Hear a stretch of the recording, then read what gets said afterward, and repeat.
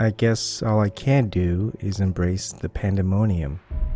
Find happiness in the unique insanity of being here. Now, Eleanor Shellstrop, Kirsten Bell in The Good Place.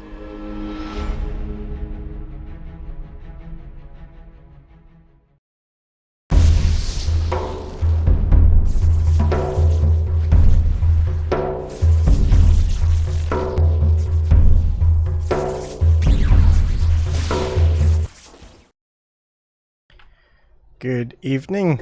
Welcome back, I guess, if you're here watching from the previous live stream. Something special for y'all.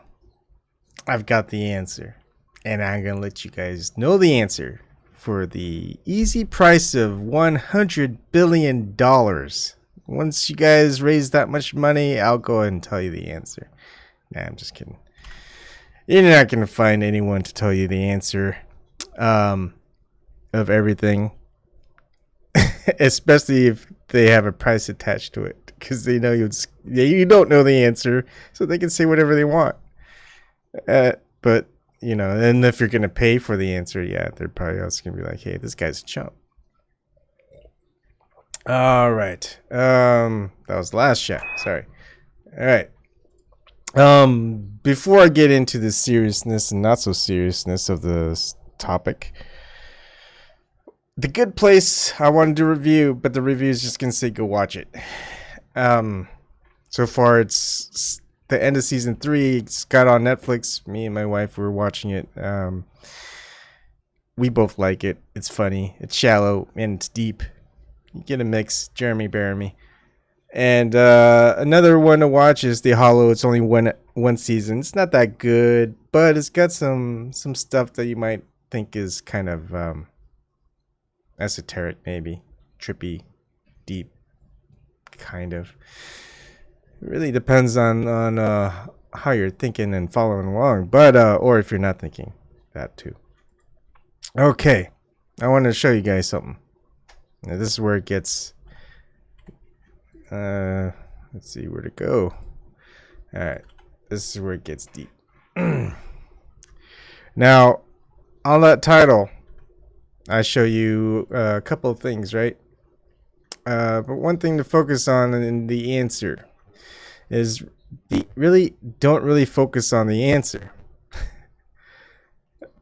Because I could tell you, let's just really, how do I say this? Okay, so if you know the question, you can figure out how to get to the answer. All right, that's the 1 plus 2. You know what that's going to be? That's a 3. Okay. Now, in that type of, we don't live in that type of reality, unfortunately. I'm sorry to tell you that. Yeah, it feels like it should be like a big, nice, fine-tuned machine where everything's predestined and destined to be whatever it is. As long as you've got everything lined up correctly, it's going to be that. That's not where we're at. You know where we're at? We're at the equals 3. Yeah, whatever it is, whatever the answer that you want is, that answer is about how you get there. Okay, so it really doesn't matter what the answer is. It really depends on what answer you want, and with the answer that you want, how are you going to obtain it? Yeah, some I guess you could say people kind of have a little bit of a head start on knowing what the answer is, and kind of a vague process on how to get there. Not quite, because they're trying to like fidge the data a little bit. It's like, I want to get to 3, but I don't want 1 involved and I don't want 2 involved. So how do I get to 3? So they're going to try to figure out, okay, let's not use 1, let's not use 2, maybe we'll use 4, and maybe we'll use 8. Maybe that'll get me to 3. How exactly? Well, you got to figure that out on your own. So that is the answer. The answer isn't the question, it's the answer. is the process of getting to the answer. And that is just an answer I can't give you, because that's the answer I don't know. I don't know, this is kind of a little deep and silly, and it's not so serious and serious at the same time. But it's the best way I can kind of reveal to you, I guess. A lot of people, I would say many times in your life, you've already known what the answer is. You just wasn't sure that that was it, because it doesn't make sense, and it makes all the sense in the world as well. It's very confusing, and not so confusing. It's so simple that it can be confusing. And I guess that's pretty much it. I mean, just gave you guys the answer to the entirety. And so what I take it as is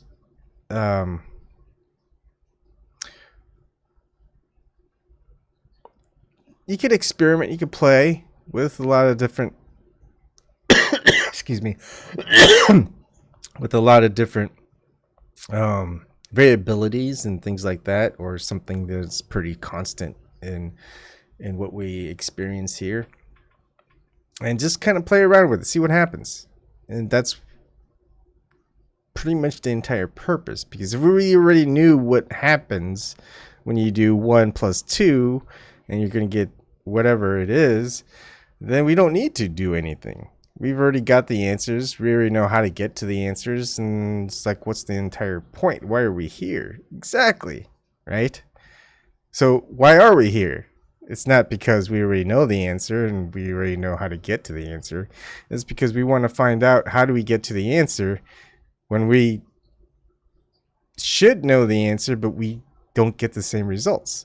And that's like very unscientific. It's like, if we don't get the same results, the same way to get to the same results, then how do we know it's correct? I mean, then anything could happen, and anything could happen with that result. Doesn't make sense. Yeah, but it does. It does make sense, because not everything is the same. Because if everything was the same, we wouldn't have anything different. And we see a lot of things that are different. And what's the purpose of being all the same, or everything being different? We have to contrast and just mix and unmix and things like that. We just have to kind of formulate what exactly we want, not just as a whole, but individually. And it's a tremendous undertaking, is all I gotta say. That is that just so many variables, and it's kind of astounding. It's amazing though, right? Just think of it as a destination, right? Let's all go to the North Pole, the magnetic North Pole, right? Let's all go there. And how are you going to get there? Well, one, you're going to say, well, the compass always points north, so we'll just follow the compass. And that's kind of just more direct approach. But then you're going to go, well, how do you get there knowing that that's north?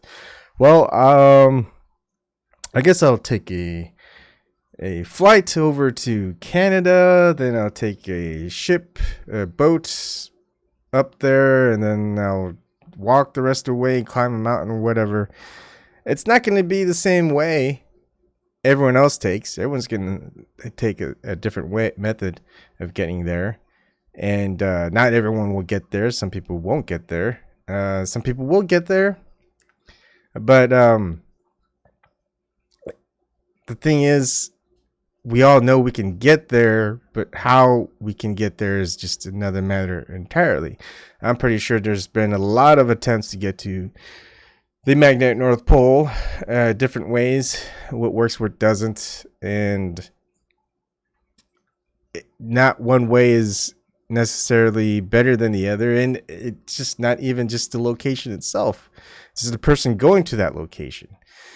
Because I'm pretty sure there have been people who have gone to that location trying to follow in someone else's footsteps, but they couldn't make it. And it's almost kind of like a spell in a way. If you're like Dungeons & Dragons, think of it casting a spell. You've got different types of regions that you're going to use. It's basically ingredients for a spell that you're going to cast. And you can, if you're going to cast a specific spell, yeah, you're going to know exactly what ingredients you're going to use. But if you use different ingredients that you have no idea what the outcome is, you use it and then you're going to get a result, whether it's a good result or bad result, whatever. But also, it also depends on the experience of the individual and the statistics of the individual, basically what they're capable of, and a whole bunch of different variables. There's just so many variables. This is just what I'm trying to say. And I think for many of you who watch, I think you guys get this now. For those of you who don't watch, well, you guys are probably watching something else right now. I mean, what's the point? Let's see. Port from go at 1.5 plus 1.5. Eagle plane anchor. Whoever get there wins. Maybe that's how God made it. Not necessarily. Could be. I think that'd be a fun way to find out. But I don't like using the term God just because it's a term made to describe something that is something, and if they're wrong about what that something is, or there's just another persona of that something, then it's entirely wrong. But if it is, I mean, that's entirely right. But if it's to be a description of something that can't be described, then it's wrong. So I don't know. I don't want to use another terminology of something that was used thousands of years or so ago, and doesn't pertain to exactly what it is. It's like one thing for one folk, another thing for another folk. But then again, here's the funny thing about the secret societies, the inner knowledge of certain religious denominations, whatever. You know, you've got the stuff that's for common folk, and there's some stuff for less than common folk, however they want to dictate that. And they've got basically people who, I wouldn't say people, let's just say people who have explored and tried to describe what they've explored to share with people so that other people could understand. And they're messing with the regions, not knowing exactly how to get there, because they really don't know, but they like to pretend they know. But they also see that there are results out there, and it's always fine-tuned. It's like, hey, let's do this and a little less of that, and let's see if we can do that and see if that works. The only problem is, well, you've got a whole bunch of variables, not necessarily material variables, but you got intangible variables that can't be measured, which is just mind-boggling for a lot of people. It's like, how can we measure something that can't be measured? It's like, well, you gotta figure that out, huh? But I think a lot of them are waiting for a lot of us to just kind of show them, because I'm pretty sure that there's been a lot of experiments and tests that have been done, and I'd say there's also been a lot of what do you call it? It's not when you kill somebody, it's when you torture. There's been a lot of torture involved. The thing is, a lot of the ones that are trying to just, hey, I don't care who knows I want everyone to know. But I don't know how to explain to everyone what exactly I know. It's the most perplexing thing ever. I try using movies, I try using literature, I try using illustrations. It's still not enough.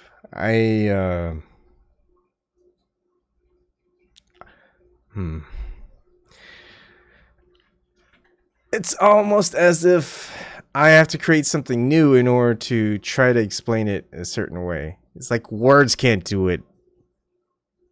Images can't do it.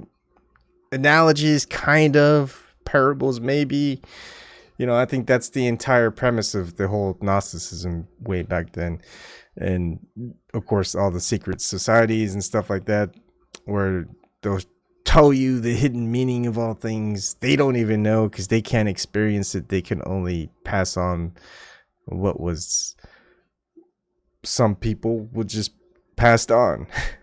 And then, of course, torture never works quite right. So it's not like they're gonna gain anything from it. And then here's the funny part: is everyone that tries to find out or wants to find out by listening to people like other people, everyone can experience it themselves. They can find out themselves. They don't have to rely on anyone else. You can rely on yourself to know. Actually, you can. It's simple. It's easy. Everyone's explained how they can do it. It is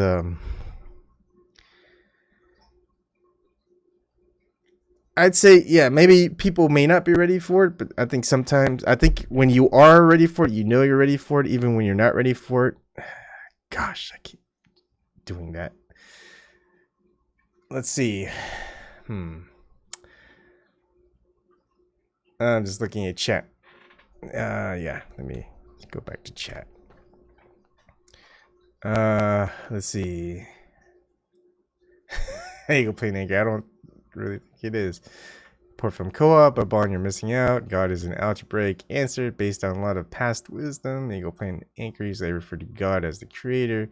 Well, the demiurge is just called the creator too. So, we might want to get a little bit more variable on our terms. There in Gale, when Thutmose the Fourth revealed the secrets of the inner cult to the commoners of Egypt, they rejected it and drove them from the country, and the priest class went back to the outer cult practices. Yeah, we do see a lot of that. But that's not the fault of the commoners.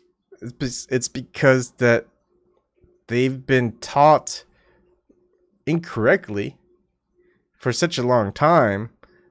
They don't want to acknowledge the fact that they've been lied to for such a very long time.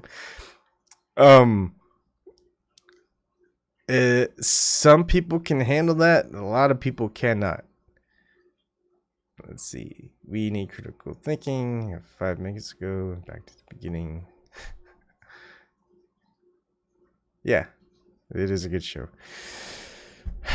So, don't know what else. I mean, if people want to come on in, you guys can come in and talk for a little bit. The information is in the description box as always. And let's see. No one's joined yet. And I'd say I'll go on for another 8 minutes or so. Again, that little documentary I have is kind of a work in progress, but it's a slow work in progress. Again, it doesn't matter what I seem to use. I won't explain it very well. I just have to keep trying. I think the game that I have might be able to help, but it's just another medium where I can't explain the intangibles. I can't measure the immeasurable. It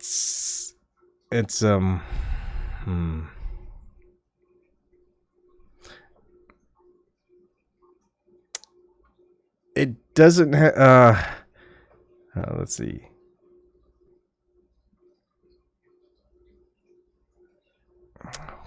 I mean, there's just a lot. There's like quotes that I even get from movies, even like Quentin Tarantino movies. It was The Hateful Eight. I didn't even watch the whole thing, but it reminds me of one of the sayings like, "And no one ever said it had to be easy," and then I think another character goes, "Well, no one said it had to be so hard." Right? I think a lot of people make it a little bit harder on themselves, and seek an easy escape outward. I'm guilty of it because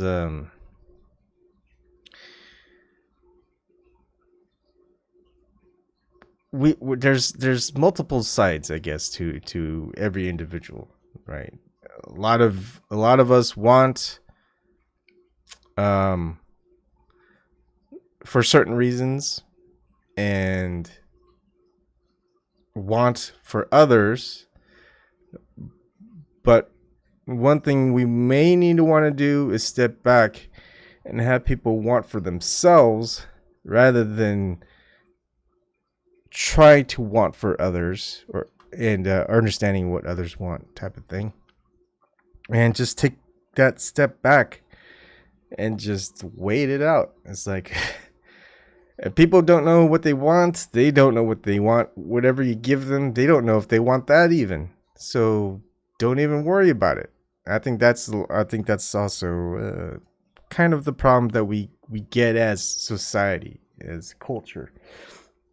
We expect that a certain want is best for everyone, not letting individuals want for themselves. And thus we get into this entire political or very antagonistic type of system, which we feed and perpetuate, and then it further divides everybody. And we go, hey, if we just had this, it just make things better for everybody. And that can be a problem.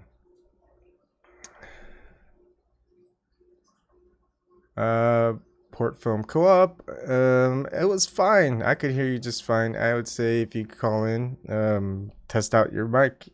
That's the way to do it, right? We won't know just by thinking it may or may not. We would never know until it does. Theron Gale. Also, I really like that quote.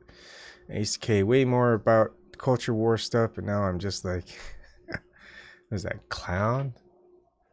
I don't know what that means. I'm not very not good at that. The emojis. Any zombie TV shows you like, Yvonne, or anyone here, like Z Nation? It's effing hilarious and imaginative. What's Never to Call from Australia again? Let me find that. I mean, Walking Dead, Fear the Walking Dead, but that's just because we just spent so much time watching it, me and my wife, that we just keep watching it. I haven't liked it for a while now, but it's just one of those things where I just will keep watching. So that one, I did watch some of Z Nation. Again, it's with the wife, so if she can't watch it, I don't skip ahead. I'll see if I could just binge watch it. Metalhead, what are you doing? What am I doing?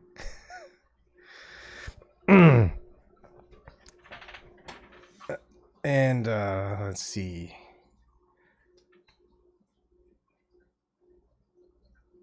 Oh, this is some big spiders I got in this basement. I tell you that. I think they're a little bit confused. I don't know. I'm a little bit confused too. Just to let you know. Up to no good as usual. I don't know. Am I up to no bad? Is it no as an N-O or K-N-O-W? Can you know good? Can you know bad? Or is it just no good or no bad? But can there be no good? How can one be up to no good?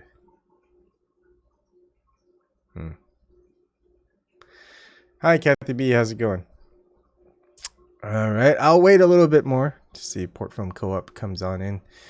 Yeah, the answer is simple. The question on how to get there, that remains to be seen. I think that's kind of the entire point, and that's the answer. That's the point.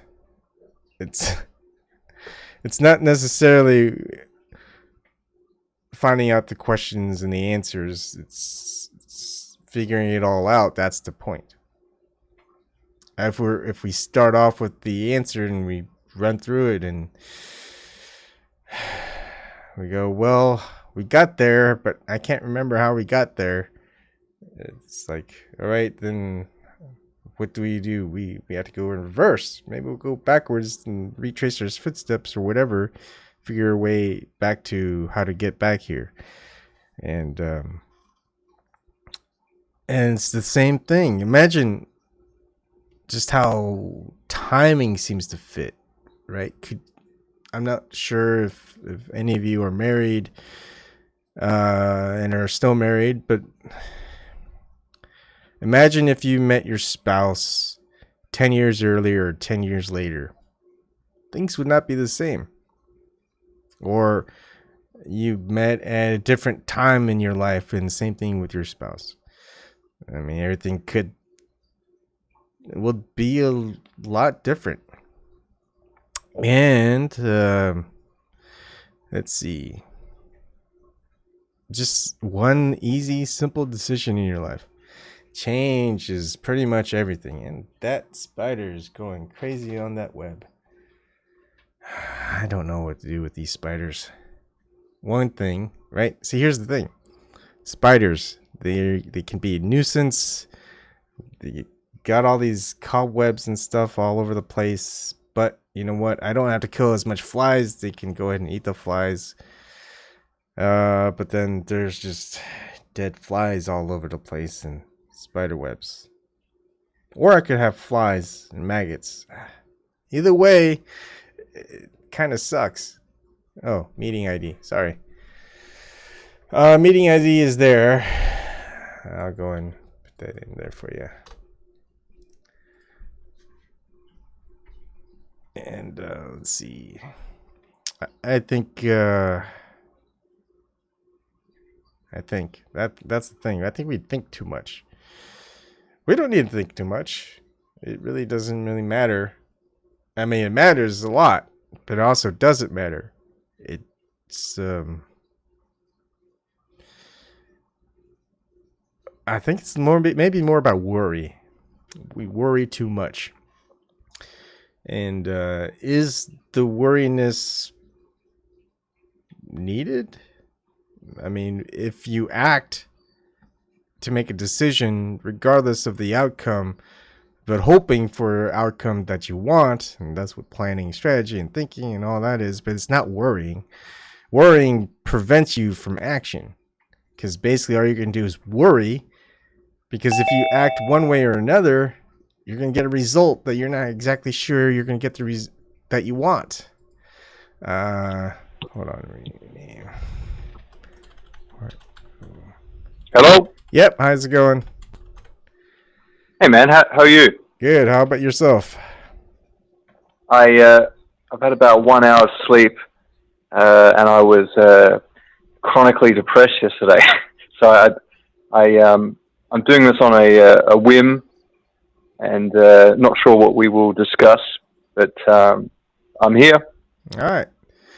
Well, are you having trouble sleeping? Or you just... Yeah, I did have trouble sleeping, and then I woke up early and couldn't get back to sleep. Okay. I have a lot of life pressures at the moment. Okay. Family things, and also I'm making a movie, and it's killing me. Yeah, I can understand that, but I don't know how I'll help you. Maybe I won't. Maybe I think you'll figure it out. Yes, I'm actually pretty good today. I actually want to point that out. I'm feeling all right today. I'm just a bit tired. Yeah. But One thing I wanted to say about the your anti-religious zealotry is the opposite argument can quite as easily be made. I agree with you that religion has been used as a form of control, totally.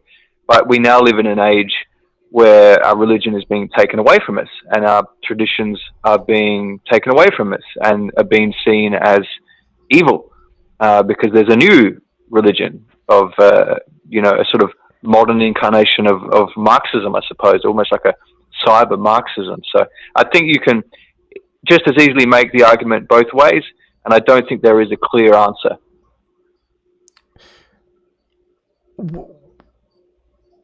What about not having any religion or having? I mean, of course, as far as the United States, just the freedom to practice any religion you want, that's fine. But I think we've gotten to the point where a lot of this religion has been intertwined within culture, so it's hard to get away from religion.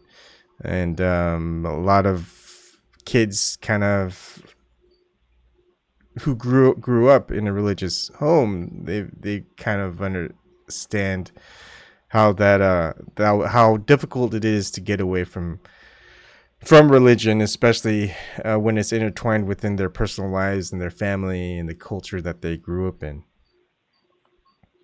Yeah, you could take a sort of Jordan Peterson sort of argument where he's really an atheist, but he can see the virtues in religion. I certainly see a correlation with the decline of religion in the West with a decline of the West itself, because as you say, it is entangled. So it's all very well to say we are free to do what we like, but we need to know that we are essentially destroying our civilization in the process. We just need to be conscious of that. And I'll give you maybe an example of, let's look at the most progressive country in the world, which might be Sweden. Order will return there. They're in a situation where they've got a spate of a hand grenade crisis over there, right? Order will return there, but it will return through Islam, because their demographics are changing so quickly, and you have a very aggressive and homogenous group coming in who do not have a declining birth rate and are, having 5 to 8 children per marriage, and order will return, but unfortunately it will be to the loss of the previous civilization. So in that sort of practical, I agree with you. Yeah, it's entangled with the civilization, and I don't feel the need to entangle it. I think that that there's something to be said have something passed on to you and for you to continue the traditions. I think that's a form of wisdom, particularly if it's worked. Families staying together shouldn't be such a luxury, but now it is. We have such family breakdown. You have all these, men committing suicide, and you have such radical social change. Are you a fan of all this social change, or do you see it as destructive, or how do you feel? Because it's very interesting hearing atheists on one hand have a great problem with religion, but then they don't like the results of the vacuum that an absence of religion has created, and the problems and new revolutions that you get because of that. I find that they don't really have a strangely, I don't think they have a coherent argument. I think it's a bit fantasist and Randian. Oh, it's fine. I'm not an atheist. I'm at most agnostic, but also a Gnostic. I'm a little bit all over the place. A lot of it kind of stretches into Taoism and Vedic Hinduism, and a lot of it just kind of crosses boundaries. But the idea of the family breakdown is, we've gotten to the point where religion isn't passed on from the parent to the child. Religion is where the family goes together to go into some building where some person teaches some part of some scripture, and everyone else Yes. from different families all join in and listen in on the same thing. It's not personal. It's not based off of experiences, especially spiritual ones from the parents to, and maybe their ancestors to their sons and daughters. And I think a lot of that is that's passed down is just the freedom to explore the spirituality, the different religions that are out there, what's there to be found. And a lot of people who go through these religious ordeals in their childhood, that's the one religion that they say is the right religion. It just happened to be that first religion that they grew up under. They go, oh, no. That religion over there that person learned in that country or that state or city, that's the wrong religion. But I'm going to go and explain to that person and people over there that that's the wrong religion. This is the right one, and here's why. And they don't ever explore the entire religion of the other side. But then, there are a lot of individuals who grow up in non-religious families, and they get to explore all the different religions. I was very big into finding a religion to be a part of, because I felt that being in some type of religion is just a way to find like-minded individuals. And it might be a little bit easier on me if I found a religion and had a life within that religion and have like a network type of thing. I think I explored when I was 19 and 20, and probably again maybe when I was 23 to 24. I couldn't find one. Can I quickly ask you? Oh, sorry. Yeah, I just couldn't find one. I mean, there are ones that I thought some were great, some weren't. I mean, they all seem to have some good and bad parts, but at the end of the day, it's like, I'm not sold on any religion, so I'm not going to buy into it. I'm not going to change. Now, the experience that I've had the last couple of months, but it's still not a religion. It's just an experience, a wisdom that's gained, an insight. And I wish that my parents passed down something like that to me. Unfortunately, that's not the case, and that's not the case for a lot of people in this world. That's what I actually wanted to ask. I wanted to know what your upbringing is, and you've sort of answered my question. And I was also going to... The filmmaker Paul Schrader, who's a very interesting guy. He's a script writer as well. He grew up, I think, a Dutch Reformed or a Dutch Calvinist, which is quite strict.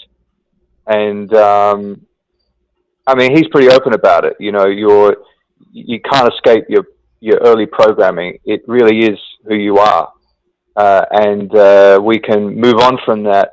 But it is, if you are brought up a certain way, it is sort of fundamental to who you are, and that goes for atheists too. It change is hard. Otherwise, we would be different people every day. Change is a sort of paradox in a way. Otherwise, we would change our opinions all the time. There's a reason why we, for the most part, stay the same. Some changes are gradual. There is always the chance of a radical change, but it's usually tough and it's hard work and requires a lot of effort.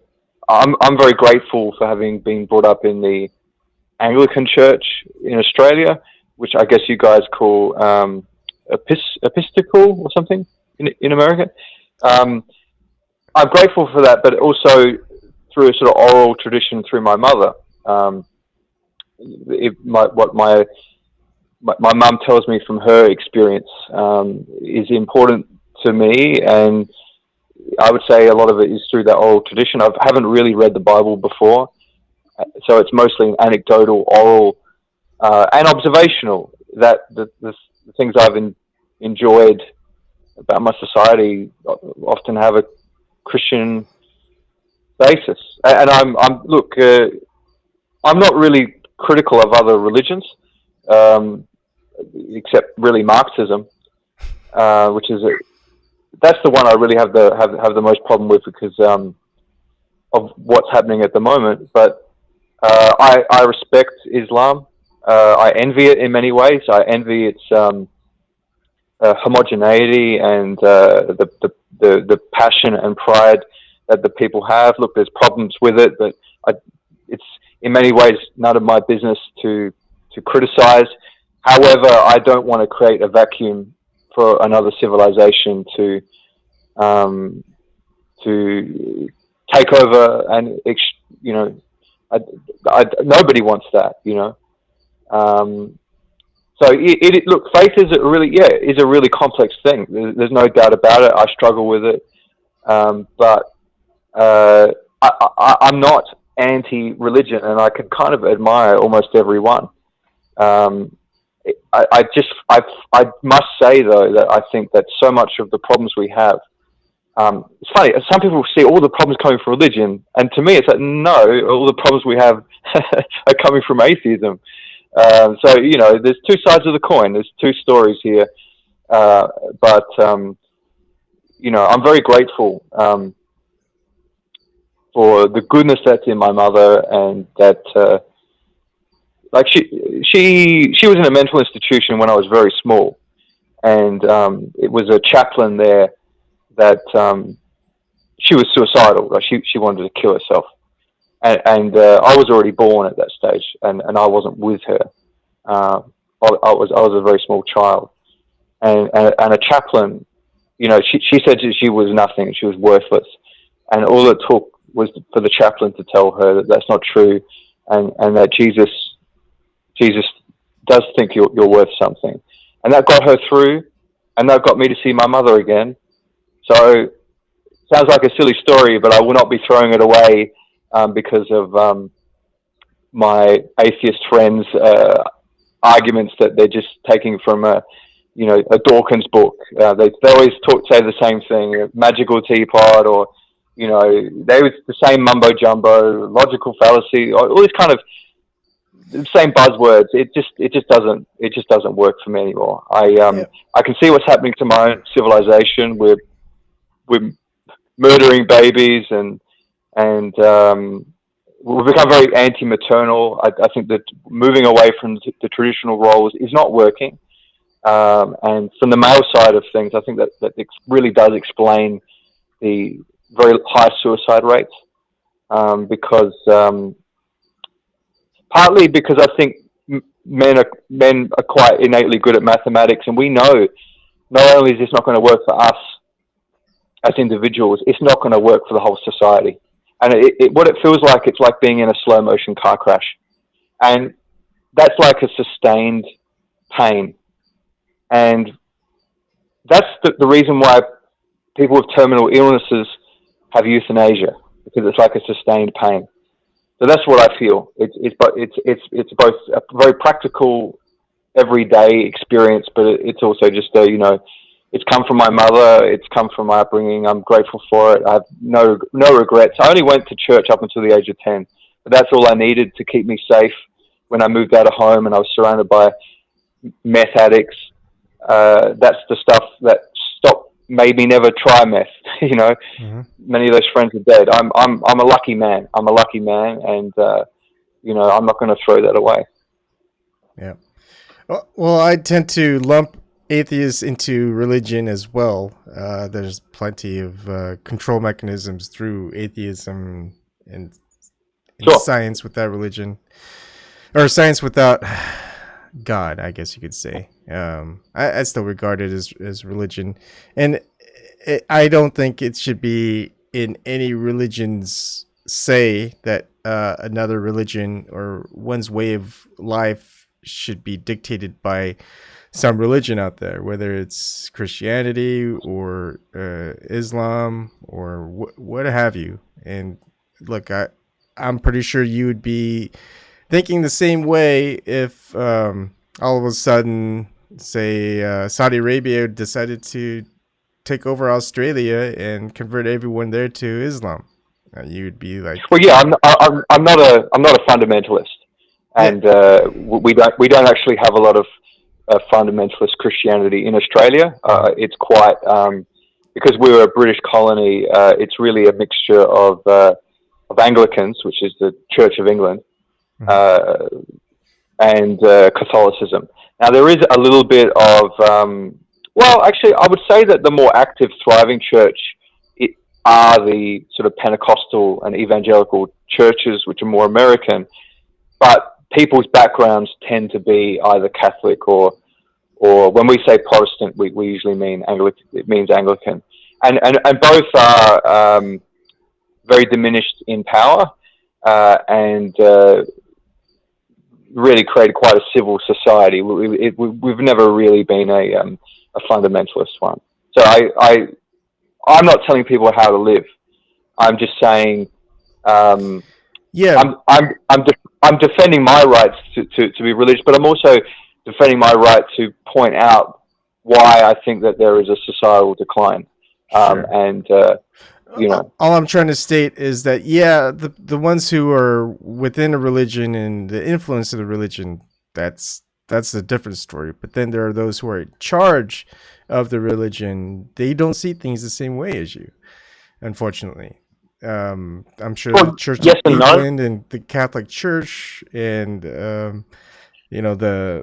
they've acted in a lot in the past, and they probably still do a certain way in order to convert a lot of people, a lot of indigenous people as well, when they've gone to other lands, conquered whatever, what have you, and make it easier on those who do convert rather than those who don't.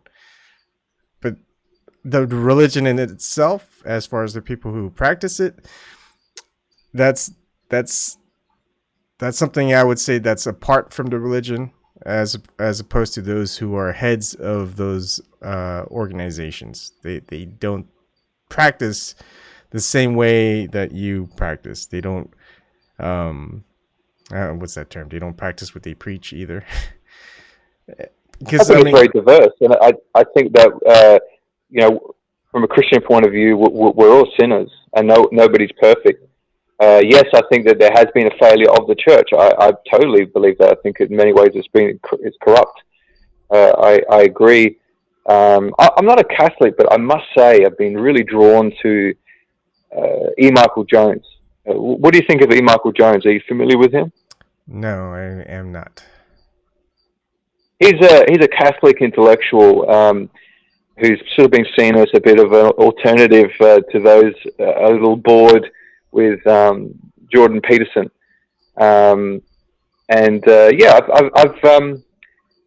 he makes some very compelling arguments as to the way that things are. I'll put it that way. Well, one of the things, like I did notice when you were mentioning just a lot of men who are feeling suicidal and stuff like that, and do you wonder? I mean, because of the societal changes, is that what you're saying? That they're relegated to being what a stay-at-home male or something?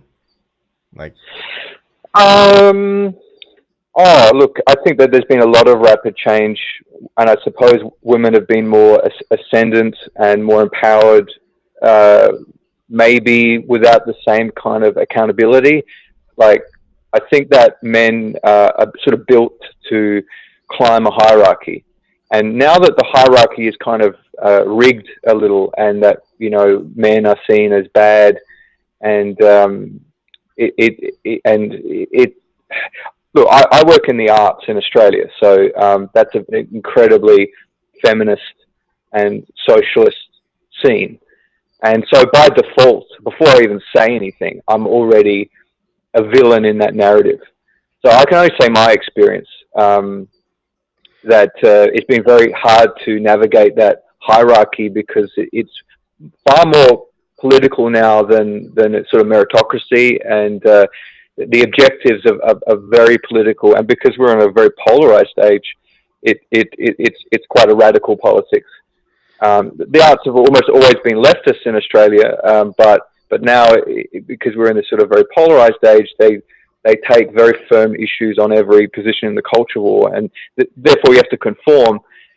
you know, it hurts to do that when you feel in your heart that it's wrong on certain issues. So there's that. There's, you know, yeah, I mean, it's in many ways because of so much technological progress. Men are obsolete. You know, women can just get power by getting a four-wheel drive. You know, like they're the people that are buying all these four-wheel drives. They're women, and they don't go in the outback or anything. These are just for cruising city streets. You know, power and I'll give you an example. I feel that when a man gets a job, it's partly to be attractive and to be a provider. But when a woman gets a job, it's very often to be independent. Those are two fundamentally different things. And I think that, yeah, I think that there's, look, I mean, half the population is on the pill. Like, that's fundamentally changing them, whereas men are not on any kind of pill changing our hormones. And look, there's all kinds of change happening, man. It's sometimes it's hard to pinpoint. I would just say it's many movements away from tradition, both in terms of technology and how we live our lives and all those things. And I mean, there's a sense of hopelessness in men now. They're, you know, living in fear that if they hit on a girl, that they'll be charged with sexual assault and many things. Many things. It's what the media is telling us. Look, it's hard to pinpoint. I mean, why do you think that there's such high rates of male suicide?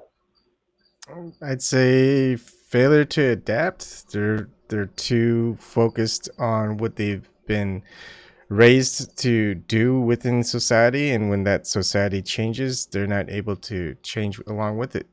And just to keep it simple, I mean, my wife is the provider, and that's fine with me. I get to stay home. I get to hang out with the kids. I still have lots of things that I'm able to do, and I still am a provider. I mean, if you think about it, in a lot of ancient societies and traditions, males have been the provider for getting the raw material.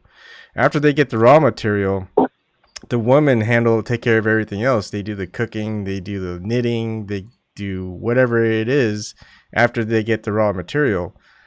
I mean, the males, we just go out there and get it. If the women want to go out there and get it, hey, then we can go ahead and figure things out. And I'm not sure.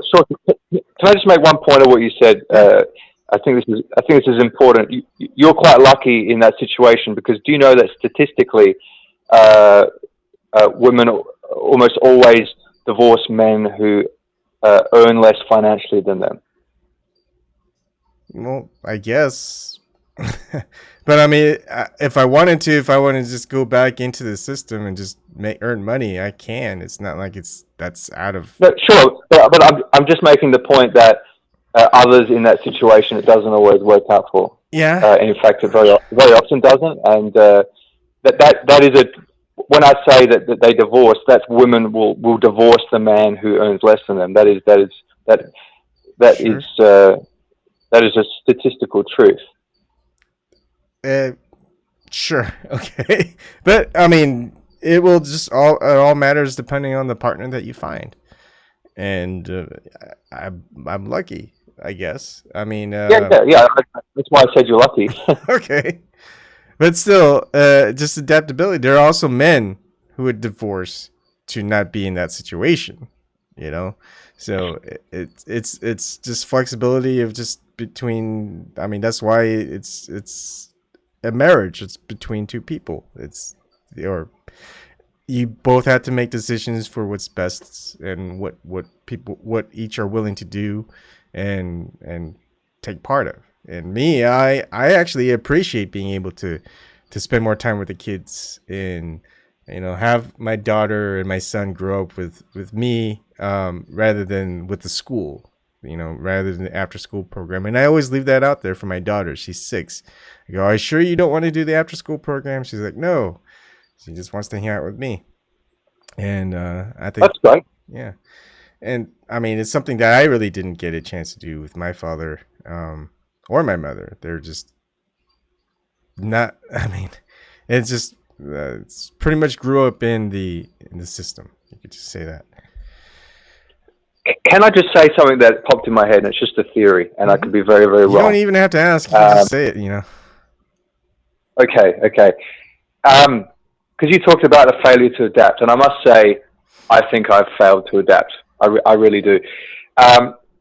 There's also another statistical point that people are having their children much, much later than they used to, and that's happened increasingly so over the years. Mm-hmm. And one of the risks in having children much later are certain things like autism. Autism, I'm autistic, I think, right? And my mum had me at 40, which was quite rare at the time. But by people having children later in life and a higher risk of being in the autistic spectrum, it then might create a sort of failure to adapt in a sense.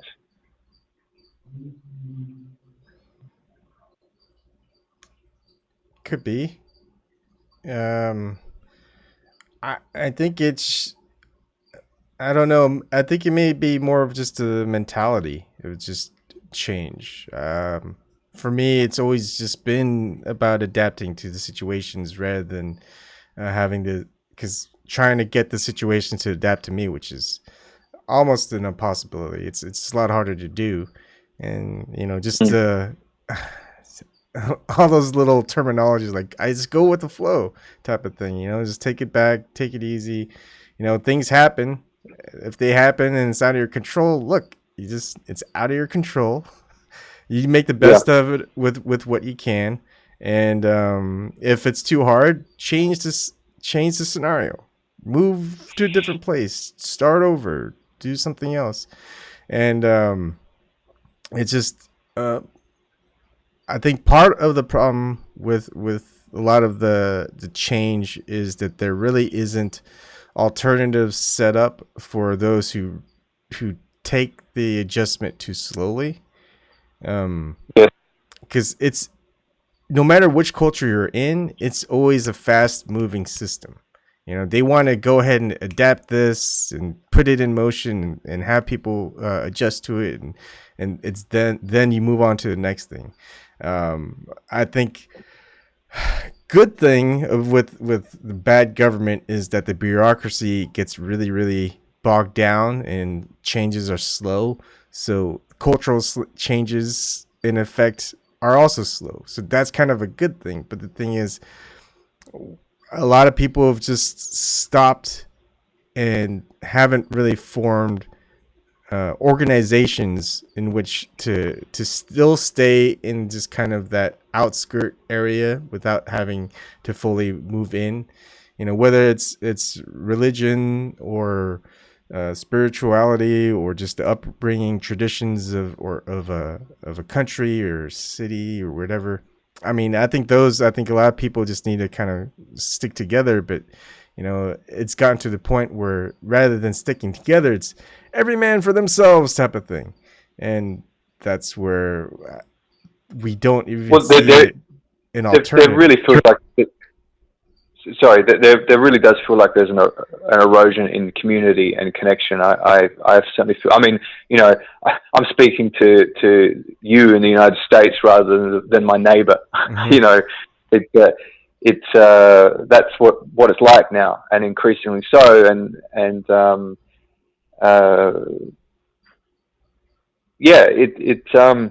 it's difficult when you're in it and it's had that impact to then go, oh, okay, let's change, and you don't know what to change to. Or also, what if you have a problem with how you see the world and you don't want to conform to that?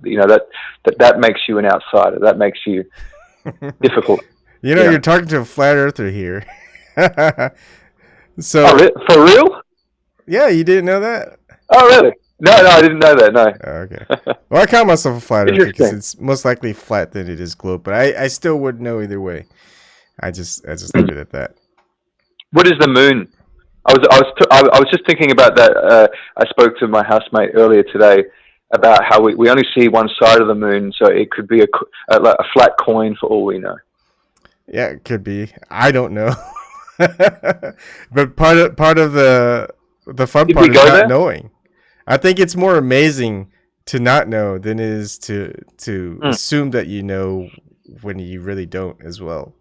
Just because someone mm. else you talk to is more confident about what something is doesn't necessarily mean that they're right. They're just confident about what they Oh, don't know. absolutely. But yeah, well, sorry, I don't think I've ever spoken to anybody who's a flat earther before, so this Oh, is a very new experience. don't worry about it. There might be And more than you think. oh no, I'm not worried about it. I'm intrigued. Mm. Um, but what? So did you not grow up with any kind of religious tradition from your parents? That there wasn't Um, anything. And are they from so Korea or? my parents, they came from South Korea. They had I wonder if it's Confucius. I'm not quite sure, but they did have a kind of a tradition of like an ancestry. I don't know if it's just South Korean or if it's religious at all. But once I turned a certain age and my father started to speak better English, I think they they went to church on Sundays. I don't know what it was, but it didn't last long for me. I think I got baptized and that was it because I just raised too much of a fuss while in the service in the Sunday worship, whatever. And so I never went. My father stopped going. My mother stopped going. So that was pretty much it. And I mean, I've always that was as close to religion as I got. And growing up, I always Good had a experience, bad experience? bad experience. In what way? Oh, I said, was it a good experience or a bad experience? The Sunday church thing was a bad experience. um, I think Why's that? it was boring, and as a kid, there's just a lot of rituals going on, and we got no idea what the heck it is. And then basically, we ask a question, they tell you, well, you're not supposed to ask those types of questions. Here, this is what all you need to know, and that's it. And so, as a kid, we're always wondering why, right? And I let my daughter just ask as many questions as she can, and I'm okay with it. Um, but I won't tell What her. kind of church was that? I don't know. Was it like a particularly strict one or? Can't remember. Whatever's big in Houston, Texas, I guess. I I mean, this is when I was really young. I think I was like 3 or 4, and then like I think 5 might have been my last time as a kid actually going to a church like that. And I think it was great. It led me to explore a lot of different religions, and people like I was kind of like a straight shooter as a kid, and like I just really have this moral standard things that I would just do. I would be like the you know listen to the government type of thing, even though I was kind of a rebel. I would still do good things, nice things, and the assumption that people who didn't believe in God or immoral or whatever is like, what are you talking about? I don't believe in, well, like back then, I don't believe in your God or that God or whatever. And I'm not the one doing all this shoddy stuff. It's like, hey, I know that kid over there. He goes to church. He's that God. You know what that guy does? It's like, I'll tell you what that guy does. He has sex with a lot of women. A lot of those women are underage, and this is like high school and whatever. So it's like, I would say it really is about the person, not necessarily what your religion is. There are people who are very religious, especially you can see in the Catholic Church, even the ones who are doing the preaching, the cardinals, whatever, and there are scandals all over the place with pedophilia and things like that. And so really, it's the individual, not But your That's really the one thing stopping me from exploring Catholicism, is that issue, and otherwise I think I would gravitate towards it. I quite like the very little that I know about Eastern Orthodox. I like it aesthetically. I like the art, and I'm a big fan. I think I mentioned this last time I spoke on this stream. The films of Andrei Tarkovsky. I think he's the greatest filmmaker ever, and the films he made in the Soviet Union, which were kind of permeated with Orthodox symbolism and feelings. One of the things that brought me back to Christianity, because they're just so powerful, and not in always a very literal, straightforward way, because as I said, they were made in an atheist, communist regime, and he had to be quite subtle about it. And even then, his films were suppressed, and he was ultimately exiled and died quite young.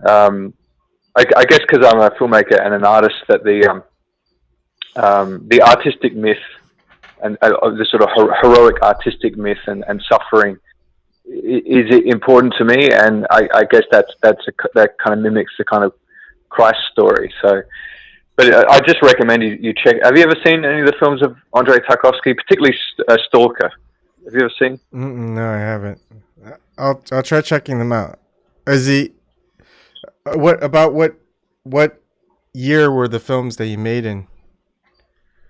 The first would have been the mid to late 60s. It's a film called Ivan's Childhood, and then I'd say his last film would have been in the early to mid 80s. He only made, I think, 7 or 8 films, and his I think his first film,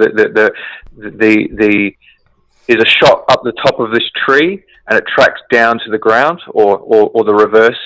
And then the final moment, I think, of his last film is the reverse shot of that tree. It's just bookended by this the same shot.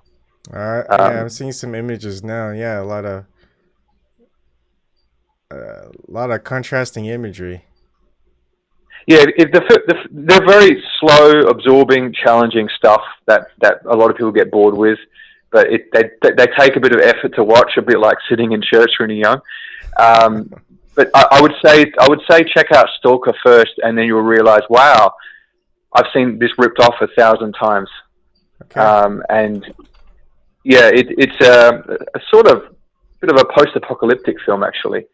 It's a sci-fi film, but it's such a meditation on things that, it's not a conventional sci-fi film. He made the original Solaris, which was remade by Soderbergh. Okay. I saw the Soderbergh one. Decades later. Check those out.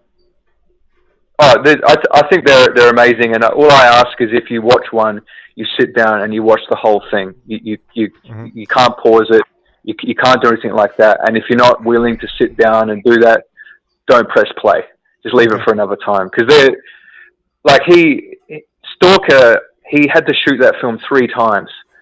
And it was filmed on toxic locations, and many of the cast and crew, including the director, died quite young, probably from being on these Soviet, very toxic industrial, locations, filming in rivers and creeks that are just filled with, effluent from different factories and things. But, yeah, a lot of that went on everywhere. What got you into this flat Earth business? There's nothing that was left untouched as far as me looking into conspiracy theories and stuff like that. So, I went to go ahead and look at it, and it wasn't any flat earther. Like, I talked with Mark Sargent. I looked at videos from like Eric DeBay and a whole bunch of flat earther material, and it's like, I'm not convinced. And then I was watching a show called Genius by Stephen Hawking. Stephen Hawking is a famous scientist, mathematician. And so, I was like, all right, this is good. It's like public broadcasting, PBS, maybe it's not as mainstream. And so it was first season, episode 6, I think it was. And I watched all the way through, of that entire season. There's the last season, and there's one where they're doing measurements to see if there's any curvature, and they used the one where ships over the horizon disappear, parts of it not fully, therefore proving way back from Eratosthenes back in the 500 BCs that the Earth was proved a globe. But then there's been a lot of videos with people with Nikon P900s or something like that where they can zoom in and you see the ships not really going over the horizon. Anyways, there's a part where instead of using ships, they used a helicopter. And you could just, with the helicopter in one scene goes down over the horizon, so it looks like, okay, it is a globe. Then there's another shot, which is almost like a half second long, where the helicopter is going above the horizon. But then what I noticed, and what others noticed as well, is that they shot over the water with 3 birds flying across the screen horizontally. And so I just compared those images, took snapshots, and they're the exact same 3 birds, exact same position, going horizontally. So obviously they faked that result, whether it's the helicopter going down, helicopter going up, or both. But they're just reusing the same shot with the same 3 birds going across the screen. So I was like, all right, if they faked it, I'm just going to go ahead and assume that the globe, the entire, there's just a lot of questions with the moon landings in the first place anyway. And so I was like, all right, I don't think I can't trust these people if they have to fake results. I don't trust any scientific experiment where the results get faked. I'm sorry. If that's unscientific for people, then they're the ones that are unscientific, because you don't fake results in a science experiment. Case closed.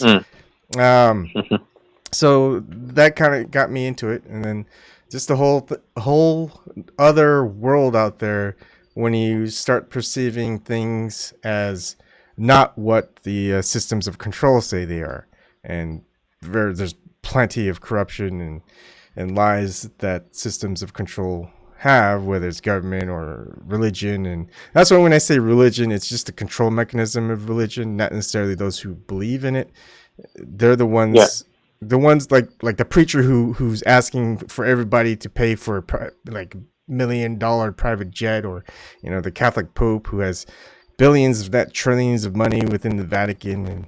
And what's the point of all that money if they're not going to use it when the world seems to get worse and they just seem to get richer and richer, and things like that. Same thing with the government and so anyways, kind of just stepping back, seeing how it all is, and it's like, okay, now if the Earth is flat, let's look at things where people thought a different way of what things could be. Who are some good philosophers who used to think a certain way before it was pitched to everybody that the Earth was a globe? And I start seeing, as far as Greek philosophers, Aristotle, everything is starting to be relativistic, with Einstein, and that all started with Aristotle. Everything else was pretty much objective with Socrates and Plato, and the Plato's model of the Earth was non-heliocentric. And so I start to be going more into the Plato philosophy, and a lot of that also kind of converges with Gnosticism in a little bit, and Gnosticism also kind of mixes in and has similarities with Taoism, and it starts to get pretty interesting with that. And then of course there's all these psychedelics. It's like, all right, I didn't know there's such a thing as ayahuasca. I was listening to someone about ayahuasca and a couple other psychedelics and things like that. And it's like, wow, I didn't even know that there was such things like that. Really, we can experience it. So I did ayahuasca once, twice, and 3 times. 3 times, that was it.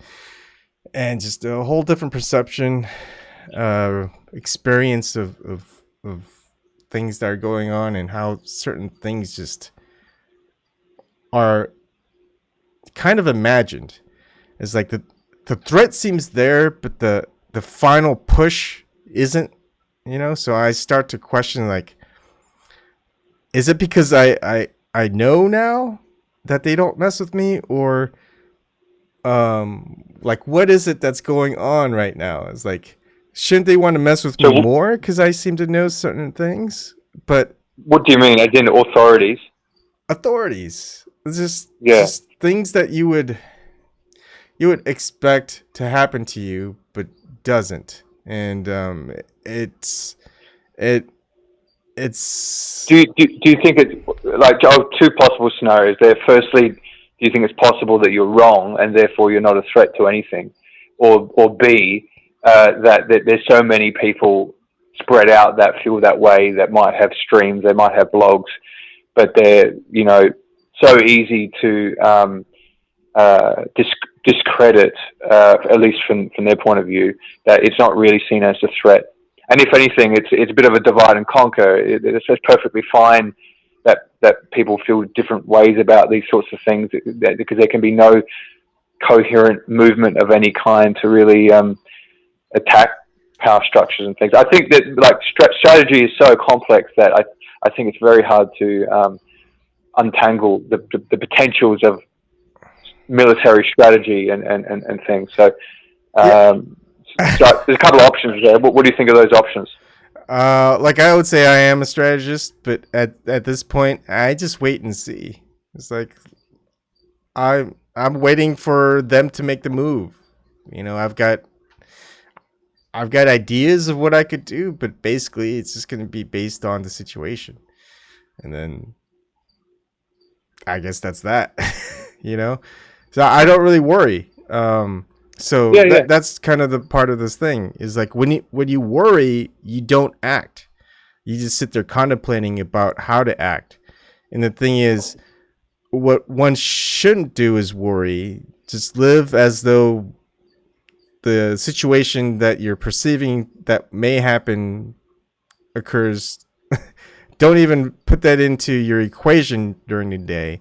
And if it happens, well, you've got kind of an idea, but you're not. You just pick and choose as the situation progresses.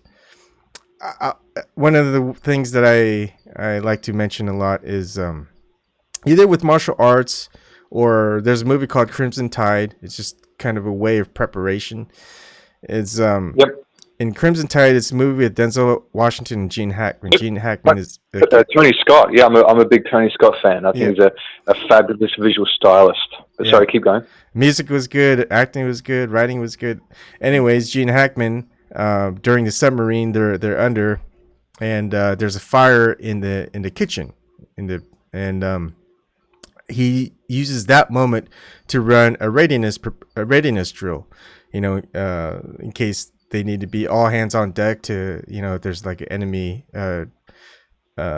submarine approaching or whatever. And then Denzel Washington's like, no, we're risking, we're jeopardizing the crew and the mission just because of a drill. We should put out the fire, then have the drill. But then, see, Gene Hackman's idea is, well, we won't ever have, in a war situation, everything going perfect. We need to be prepared for things that we're not prepared for, and this is one of them.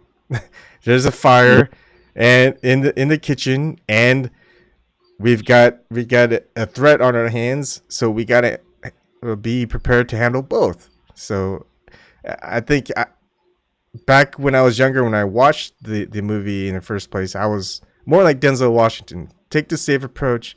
The mission is more important, but then I have changed to be more like Gene Hackman. It's like, look, if we do survive the kitchen fire, but the men aren't prepared for any situation that comes up that's in a chaotic situation, then no matter what, we're never going to fulfill that mission in the first place.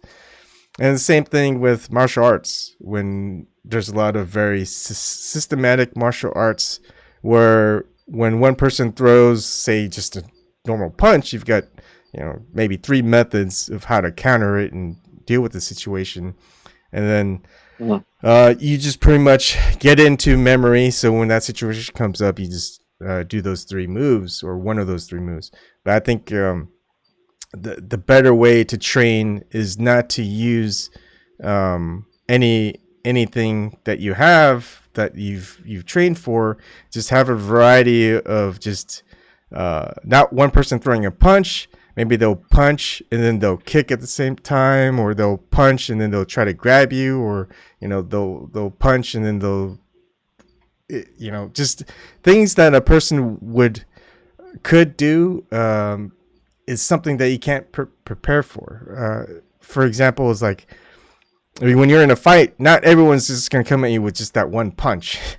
They may come at you just trying to tackle you, or they may come at you with just a kick, or they might just come at you and just like throwing a couple of things and then just throwing some punches and just wild. It's not going to be just a simple reaction solution. You just got to be prepared for. Life is not Aikido. Yeah.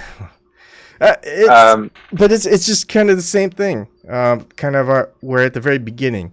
The answer is it 1 + 2, and then it's just a simple 3, or is it just a 3 in any way you can get to that 3? So that whatever happens, my end result is to hopefully get away without any harm, with me still being with my family, and everyone just finding a way to resolve the differences peacefully. So basically, you believe in a mixture of Brazilian Jiu-Jitsu and Muay Thai.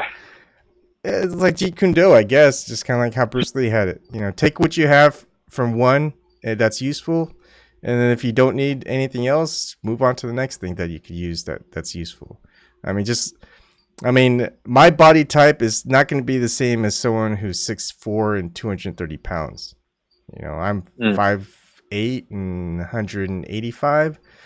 Same thing with someone who's maybe 5'4" and 136 pounds. It's what's useful for them for any combat situation is going to be different than me and the bigger person. So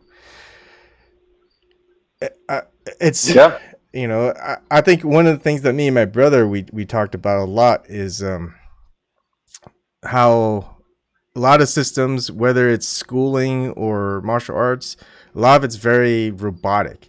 Like you've got 30 people filled in a classroom all learning the same thing, rather than having like a one-on-one like a mentor student relationship where you could focus on a lot of different things and a lot of variabilities, different types of training. Another thing in society that we don't have is the like an electrician. How there used to be a lot more where you have a trade and you have a student that learns for a couple years and until they're able to do it on their own. That was something great, and that we no longer have very much. I do think that Brazilian Jiu-Jitsu does tend to work a bit that way, though. In the little bit that I've done, I find that the first half of the class, you're doing these exercises on the ground, different grappling,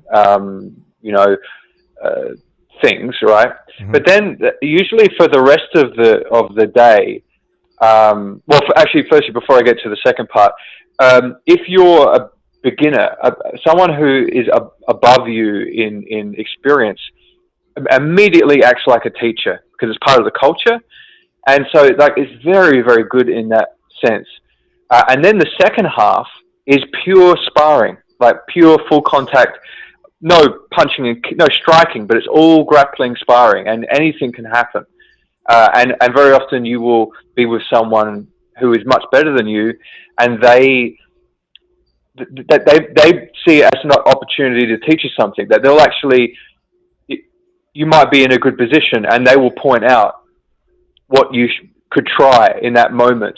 If they're good, if they're a good teacher, if it's innate. It's very surprising. Like the culture within it is to constantly be creating teachers, people that can then, and it's so also it's different to the Japanese form. They are way more into it, constantly evolving. And the teacher will say, when someone says a different option, they say yes, that is good. If it is indeed good, or they show it, and it is far more flexible, and hence why it became so popular and created the Ultimate Fighting Championship, and was then absorbed into basically what we call MMA, which is really just a combination of that and Muay Thai. Yeah. Muay Thai probably being the best of the striking arts, the most effective of the striking arts. So it does kind of have that. I agree with you that the certain ways of teaching, of having basically a master and having a lot of exposure to that person. And I love that sort of saying, which I understand it's from somewhere in Asia, where it's if the student does not surpass the teacher, then the teacher has failed. I think it's beautiful, but I don't think we live that way anymore, because I think regulation and things have got in the way of that, because of safety. Have you ever seen that film Whiplash about the jazz drummer? No, I don't think so. It was a popular film, a few years ago, and it was about this aggressive teaching style where this man actually gets kicked out of the school, and he felt so misunderstood because he was trying to create geniuses, but he had learned from the old jazz days of someone playing in a club thinking that they're doing good, and then the drummer taking off a cymbal and just throwing it at them like a frisbee. And that I think they were a saxophonist or a trumpeter going home crying and being so upset because they were humiliated, but they immediately practiced the next day to become better and better and better. And I think that the real learning hurts. Like I mean, yesterday I'm depressed because I have such low organizational skills, and I'm making this movie on my own. I just got all this footage converted into a format so I can finally see it, and it was just so overwhelming and not what I thought the footage was, and I don't know what to do with it, and I felt almost like at the end of my life. But this is going to force me to learn. This is going to force me to have to adapt, and it hurts because it's like exercise. It's strenuous. Yeah, it's also like exercise when you haven't done it in a long time. But once you get used to it, then it's just kind of easy to change what you need. Like one of the things I do with my daughter is when I train her with martial arts is I let her play with different ways to get out of something. Whether if I grasp her arm, how do you get out of that? And so I'll go ahead and time it, see how long it takes. I tell her a couple ways that I would do it, and so she could try it that way. But it's pretty much, have her find out what doesn't work, have her find out what works, and have her find out eventually maybe something that works that's better. And it's like experimenting and playing, and I think that's one of the things that we don't have a lot for people that we want to teach, to whether it's something purely based on reading, writing, arithmetic, or whatever, but that the curriculum that's given in school is there's this specific way of getting to this final answer, and you have to use that way. And they're teaching you that way, and they don't let you play around with it. It's like, hey, is there any other way to do it? And then what's funny is in the workplace, when kids get out of school, what most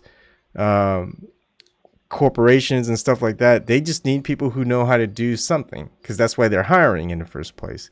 And so in order to do something, they can't think the same way. So what they usually have are people who think outside the box. And so they come up with all these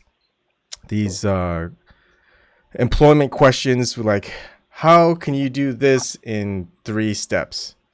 And if you're kind of used to those types of questions, you can figure it out in those 3 steps. But if you're growing up and going through just a normal academic field, you're just thinking inside the box constantly. So it's funny how they're the system is getting you prepared for something where you're not going to be useful once you're outside of the school, because what people are looking for are people who can think outside and figure things out, because Yes. they have people within the company that can't figure it out. That's why they're hiring. That's a huge problem with universities in Australia, particularly with film, which is the area I'm in. I never studied, and the main university local to me, the students that come out of there are so paralyzed that they might make a few films within the film school, but once they leave, they mostly never make anything again. And because they're so institutionalized and have learned there's a certain way of making things, and you know, they don't learn about YouTube there, for instance. I think YouTube is even though there's a lot of censorship and there's bad stuff happening, it's still the most exciting place, I think, for film. I'm not really interested in contemporary cinema, and I'm not really interested in long-form TV shows. I think YouTube has, with all the radical editing styles and things like that, is really where the most exciting film content is. And they don't even learn about it there. And so they enter a society where we don't actually have a film industry in Australia. So there's no jobs for them. And they don't learn to be entrepreneurial. So they never instigate anything. And then there's YouTube, and they don't even think of it as a legitimate form, because it's not legitimized by their course. When really, if you looked at YouTube in the context of cinema, it's come along and revived film just like it does cyclically. That's what happens. Every 20 or 30 years, there'll be somewhere that is doing something radical. But not only is it radical, but it actually captures the public's imagination. Like in the 80s, it was a lot of directors coming from advertising from England. That they revolutionized cinema, including the guy that you mentioned with Crimson Tide. He Tony Scott. I mean, he was such a visually audacious, director. Like his second film was Top Gun. Now, you probably think Top Gun's a really mainstream film, and it is in a sense. But if you actually look at the filmmaking, it's actually really avant-garde. Yeah, I really love Top Gun. It was a great movie. I love it. I've got the Blu-ray, and I love all the extra features. It's so I absorbed the whole thing. And you know that film wasn't working until they had to shoot pickup shots to make the story work. It wasn't working at all as a film because all the emphasis went into getting all that shooting all that material in the sky. But then they had to do some model work, and it's amazing. And I love that intersection between experimental and avant-garde and hyper commercial. When they come together, sometimes it's really the best, because not only is it really interesting and new, but it's actually made for an audience. It's not made for an elite clique of people that pretend to like it. It really.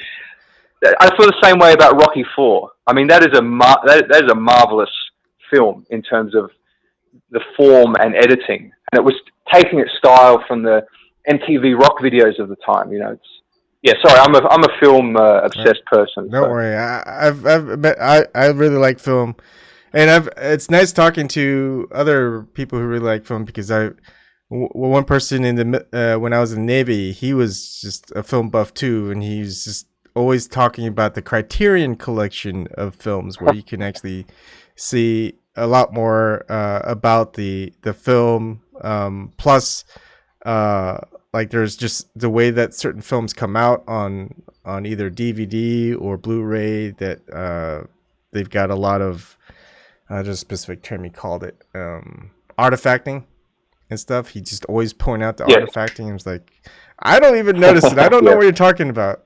But like, he would pay attention to that stuff, and was like, man, I just watched the movie for the story. I'm not necessarily looking at all the technical production parts. But I agree with you. Whether a lot of industries, the traditional approach isn't working, because there's kind of a breakdown with I would say censorship. I mean, just look at the news media and journalism.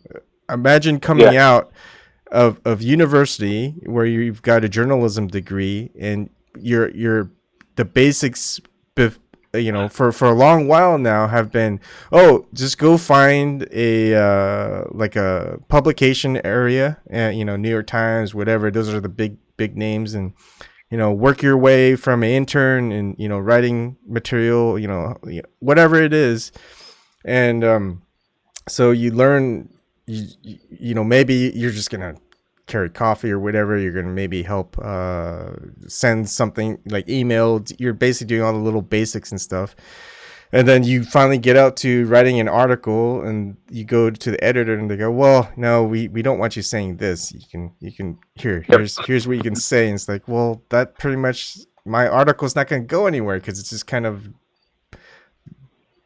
drummed down and boiled down to just kind of like an ugly piece. I actually have a good vocabulary I could use and all this other stuff, and here's like the most important part of this article is what this person says, and then the editor's going, nope, we can't have what that person says say any of that. And then you go, well, my other option is to go do my own journalism on YouTube. That's an option, right?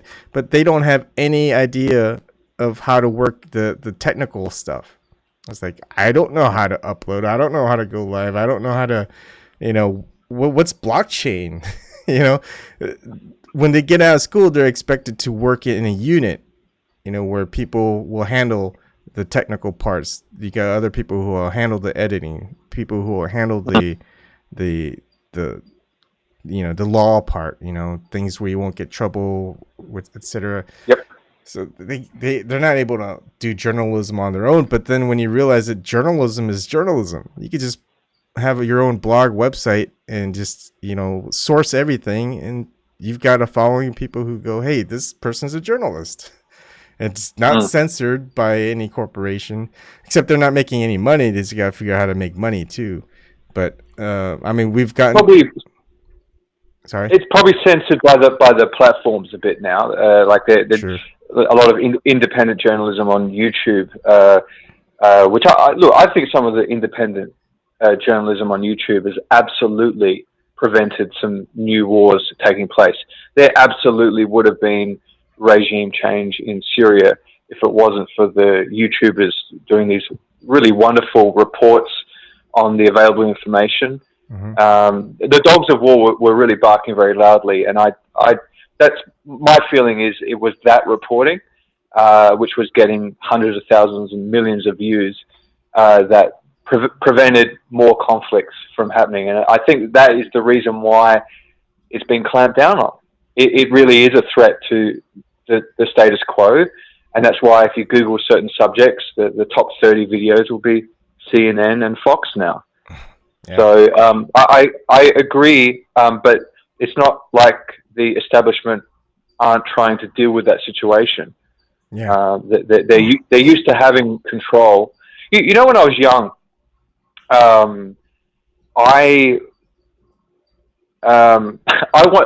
even though I'm an Australian, I wanted to get a PBS tattoo.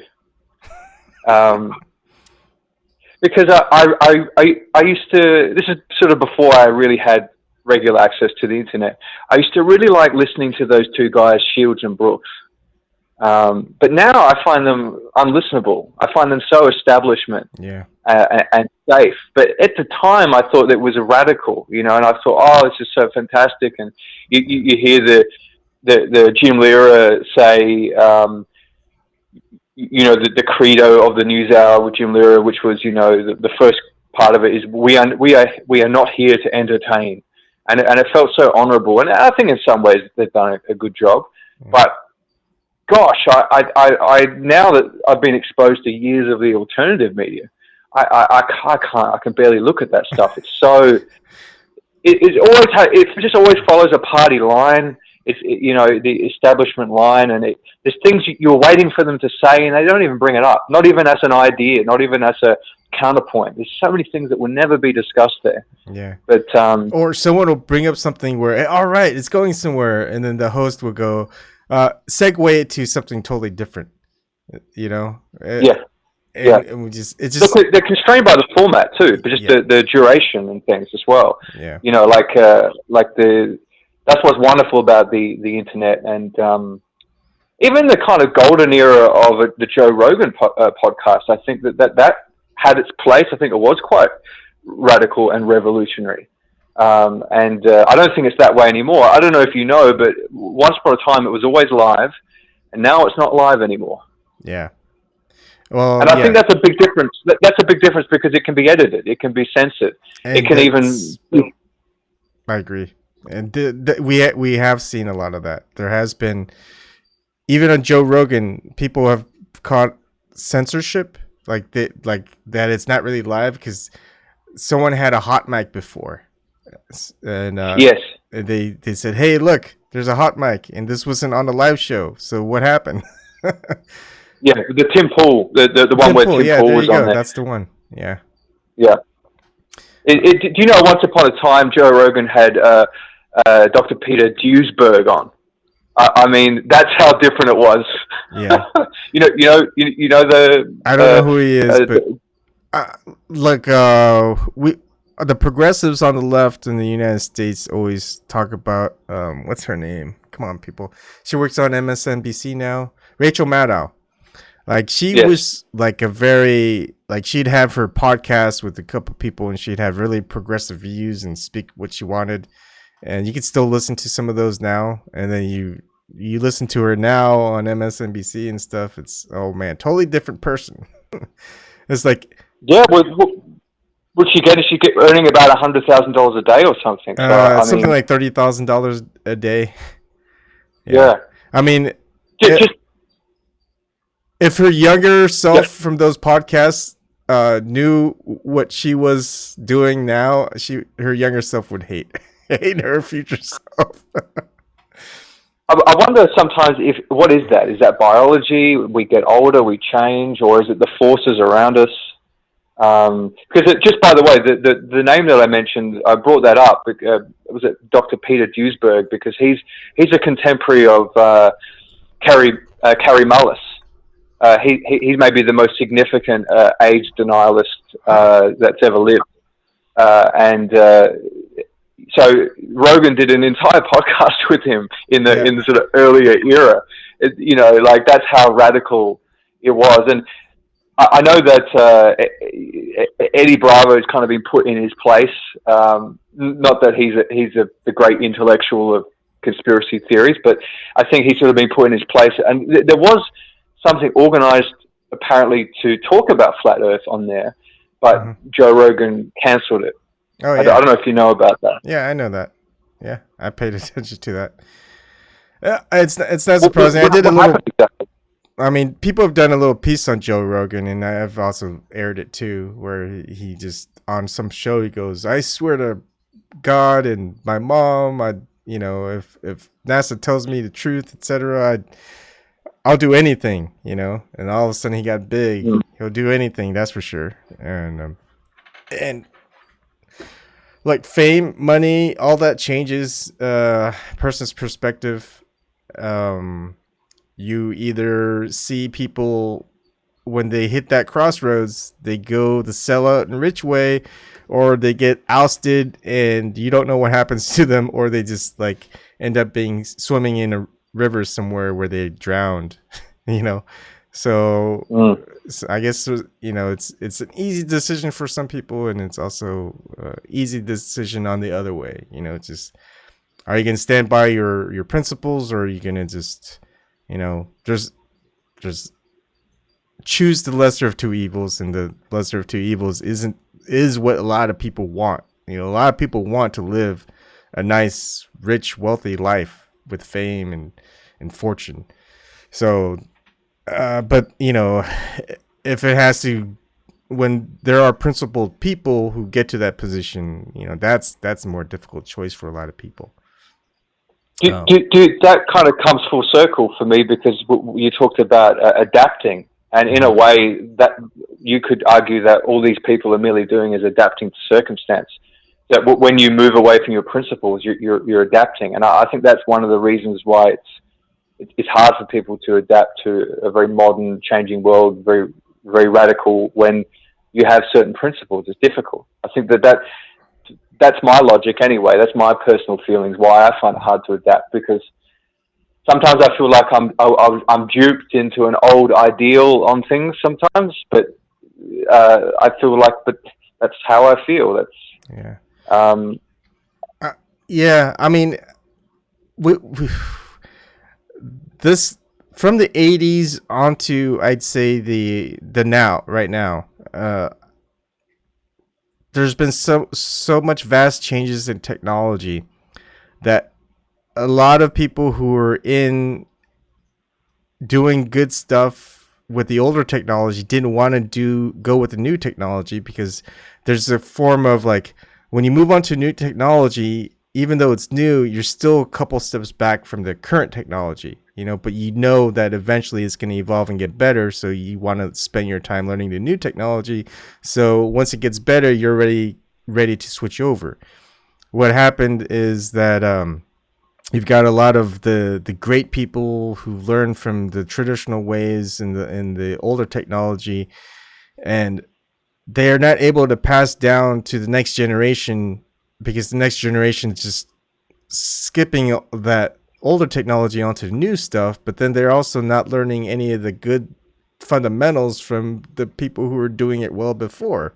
So we've got this gap where the older generation doesn't want to switch to the new technology, but you got the newer generation who doesn't want to learn the older technology and the fundamentals associated with that within the new paradigm. And so many differences.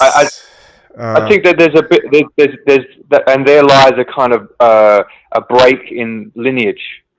Like there's a sort of a sort of schism between generations when that happens. Mm-hmm. I mean, I would say that it happened in a values sense in the 60s and 70s. That people stopped listening to their parents and don't listen to anybody older than 30. That kind of thing. Take hallucinogenics. Have multiple sexual partners. That see marriage and religion and those things as oppressive constructs, but they in many ways created, as E. Michael Jones would say, that they're sort of enslaved by their vices, and because they were undisciplined and sort of hedonistic. It is. Changes. Changes. Who do you think are some people? Do you think Chappelle is one of these people who, when faced with a lot of money and opportunities, that they don't sell out their principles? Who are some people that you can think of that are good examples of people that have been successful, have been given power, but haven't sold their soul in the process? Dave Chappelle, I'm still kind of on the edge of that one, because he regrets that decision. He always says, I should have just taken the money. I mean, after all that happened. But I don't really know if he really regrets it, because if he found a different way, then I think he's okay with that. But maybe it's just... You're referring to the Chappelle show when he walked away? Is that what you were referring to? Yeah, because on his first Netflix series or Netflix stand-up routine that he did, he talks about that whole situation and gives a little bit more spotlight on it. And it has a lot to do with just, I guess you could say, the elite and stuff like that, what they do, just and we pretty much know what it's about, because we see it on the news all the time now with the pedophilia and the sex trafficking and things like that. So it's related to that, and he has a pretty interesting story to tell. That's one thing that I like about Chappelle as far as his jokes, is he's a storyteller.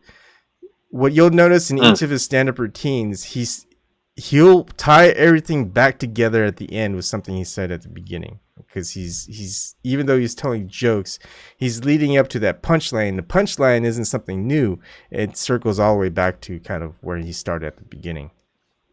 But I don't know about Dave Chappelle's situation. I just do know it's hard to find out who really has sold out or not. Just because there's so much dark money these days. Like, there are some people I thought I could trust working in different activist circles, I don't know if I could trust them at all. I mean, but at any rate, I always lend out my trust until that trust is abused, and that's that. So, it's for me. It's I took the game theory of prisoner's dilemma, and I'm just the person who just we'll do the plus first, and then if that doesn't work, I'm never gonna trust again for that person until they change. So it's kind of that mentality, I'm always going to. Are there some examples that you can give? Maybe some that I've heard of, because I'm not super deep into the alternative media, so I might not know every obscure character. But if there's some people you can talk about, both in terms of having integrity and perhaps people that you're a bit suspicious of. I don't have enough evidence either way, really. I would say I would call out people for their hypocritical behavior. That's pretty much it. Whether they sold out or not, I don't have evidence one way or another. I'd have to get data on how much money they make and whatever, and certain things that they talk about or won't allow to be talked about. So I really can't name things. I mean, if you do a search of videos that I've done where it's like hypocrisy or hypocrite, you'll know who those people are. But as far as if they sold out or something like that, I don't know. I just know hypocritical behaviors. Like, hey, we're for this thing, and then I do that same thing. They're like, hey, you can't do that. And it's like, what? I thought you were for this thing. I go, no. That's totally different. It's like, how is it different? It's not different. So you said there were some people in the alternative media that you once trusted, and maybe you're not so sure. I just wondered. You can remain tight-lipped on that if you like. It's okay. But if you have any opinions, I'm very interested. Like I don't know for sure. Like I just find people's decisions interesting. I could say that, whether it's cognitive dissonance, maybe, but for example, I really like Nico House, and he has his own thing, and he got really into Tulsi Gabbard, and I think he would go back and forth on Twitter with another person that I used to like, Mike Figueredo of the Humanist Report, and just because Mike Figueredo would say something critical of Tulsi Gabbard, and here for me, my whole thing is like Nico House was good friends with Jared and Elizabeth Beck, where they did the DNC. They had that DNC lawsuit over in Florida, and Nico House was also part of it. And so he knows about the DNC fraud, yet he's very, very adamant about having Tulsi Gabbard, who's running as a DNC candidate. It's like, why is he supporting anyone who's running for the DNC when he knows how corrupt the DNC is firsthand? So I just always thought that on the other hand, it does seem like she's being shafted. She's not allowed in the debate at the moment. Yeah. They've kind of used some phony reasoning with the rules to prevent her, when she's a quite popular, has a kind of broad base. I guess she has the centrists and even some people on the right probably. She's a very interesting candidate. I would say she's the most threatening against Trump. I think they're crazy not to go with her if they want to win. But I can see why they don't want to do it, because she's not an establishment candidate in the same way that most of the others are. I'm not an expert, but she's certainly a bold individual. She went over and met with Assad. That was, she's been paying for that in an electoral sense ever since. But you know, she's a fascinating. You know, who do you think that the Democrats will go with in the end? What do you predict? Some people think Hillary will actually come back. Yeah, that's what my prediction is. I predicted back in 2017, Hillary Clinton would run in 2020 late, and she'd win the entire presidential election, even though it wouldn't be legitimately done. Oh, so you think not only she will be the candidate, but she will win the election, or you know, steal the election. Yep, steal is probably the right word for it. It's still there to see. I mean, everyone knows that whenever she runs, her favorability rating always drops the longer she runs. So if she learned anything, well, don't run early.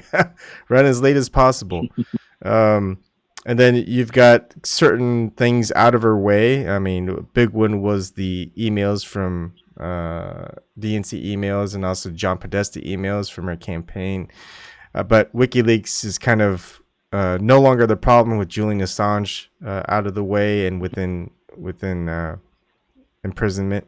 Same thing with Chelsea Manning. So as far as like the establishment goes, they got leverage, you know.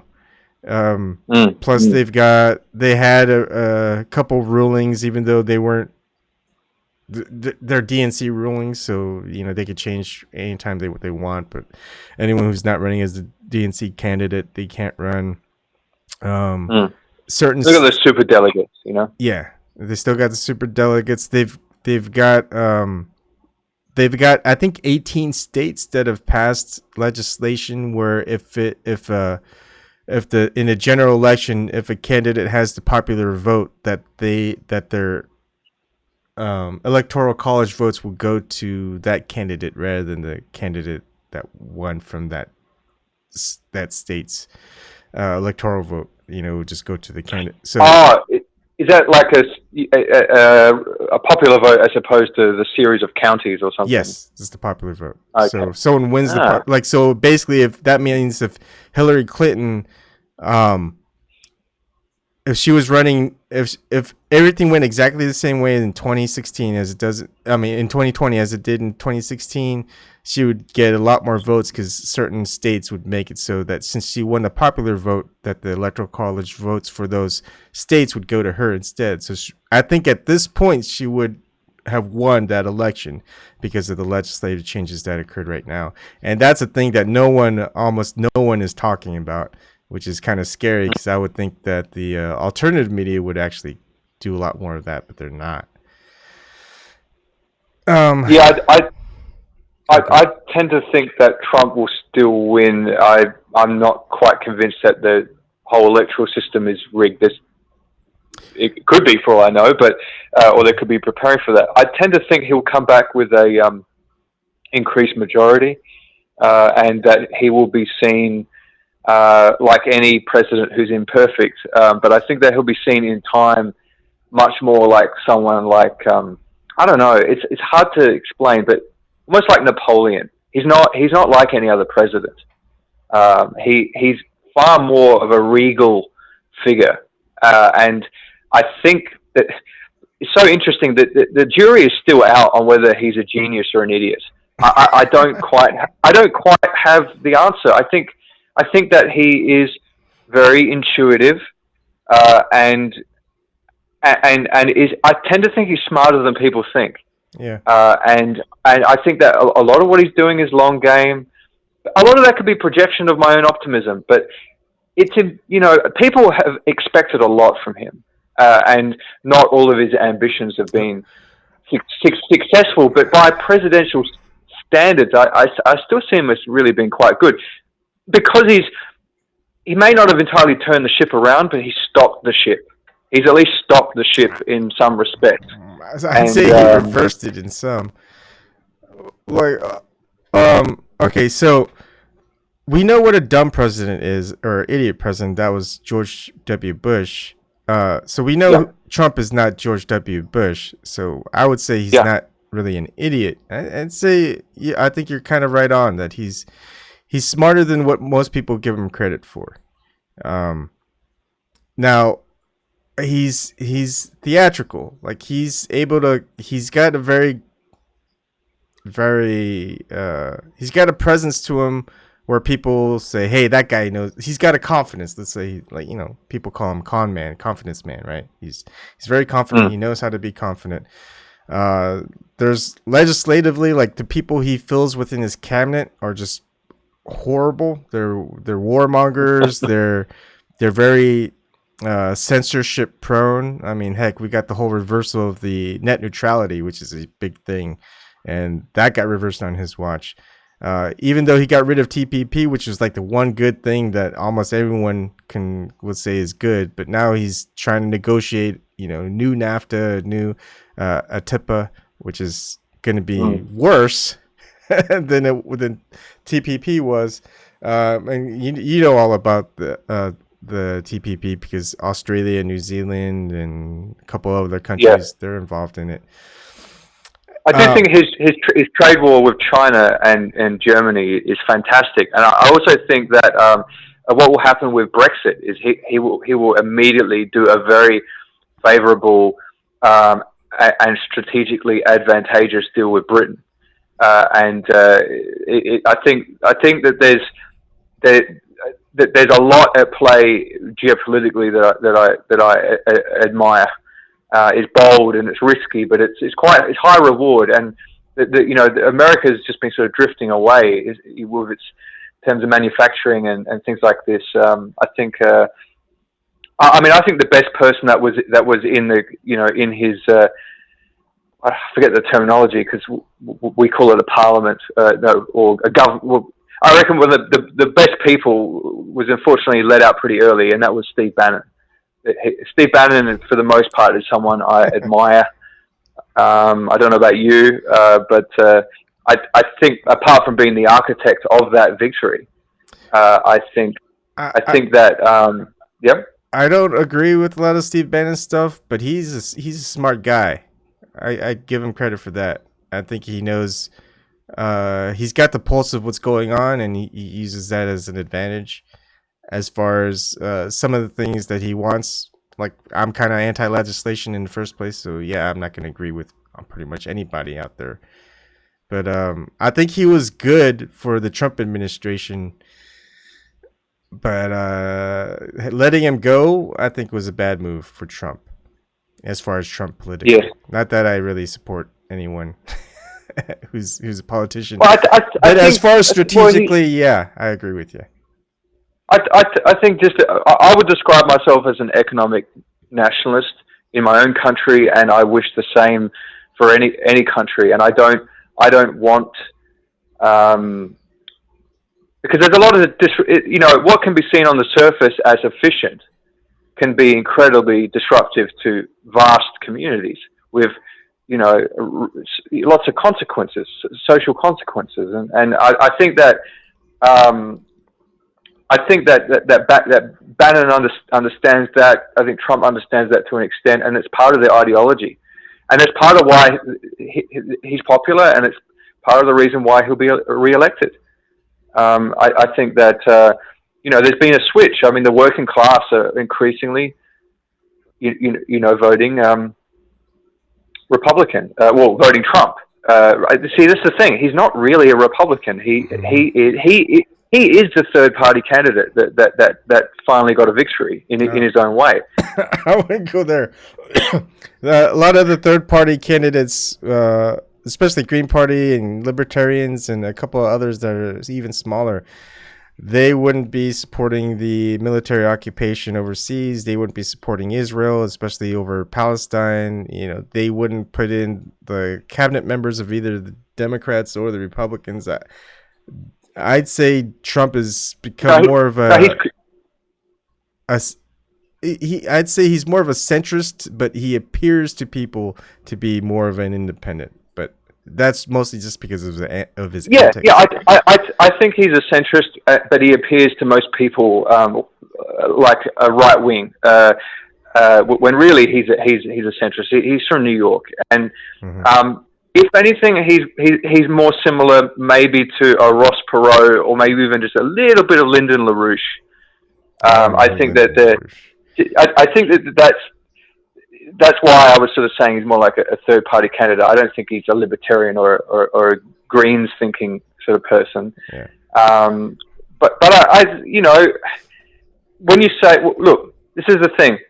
You can look at the fact that they're still in these military zones as a failure, or you can see the lack of new interventions as a win. It depends how you look at it. Yeah, and like I said about Syria, I think no matter what, it's just the way you look at things. Like one thing I like about Trump is it's kind of opening a lot of people's eyes to what's going on with media, yes. with censorship, with different movements, with establishment of sex trafficking and a whole bunch of things. And regardless of his stance on certain things, I think it's revealing to a lot of people of what's actually at work, that people probably weren't aware of or even thought of before. But also from that point, the way that they look at things is still going to be slanted based on what the mainstream media has their slant on things, their spin. Sorry.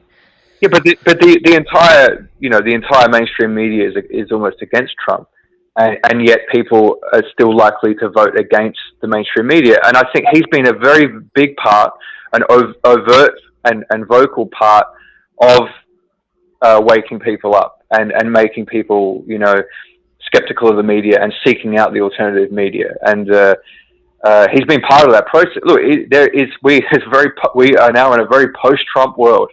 I don't think that there was really anything particularly post-Obama. I don't think that there was anything all that radical, apart from bailing the banks out the way he did, and changing the meaning of marriage, perhaps. I don't quite understand Obamacare, because it seems, we have socialized medicine in Australia. We like it, and it's way further down the line than Obamacare. Obamacare makes no sense to us, really. We don't really understand what it is.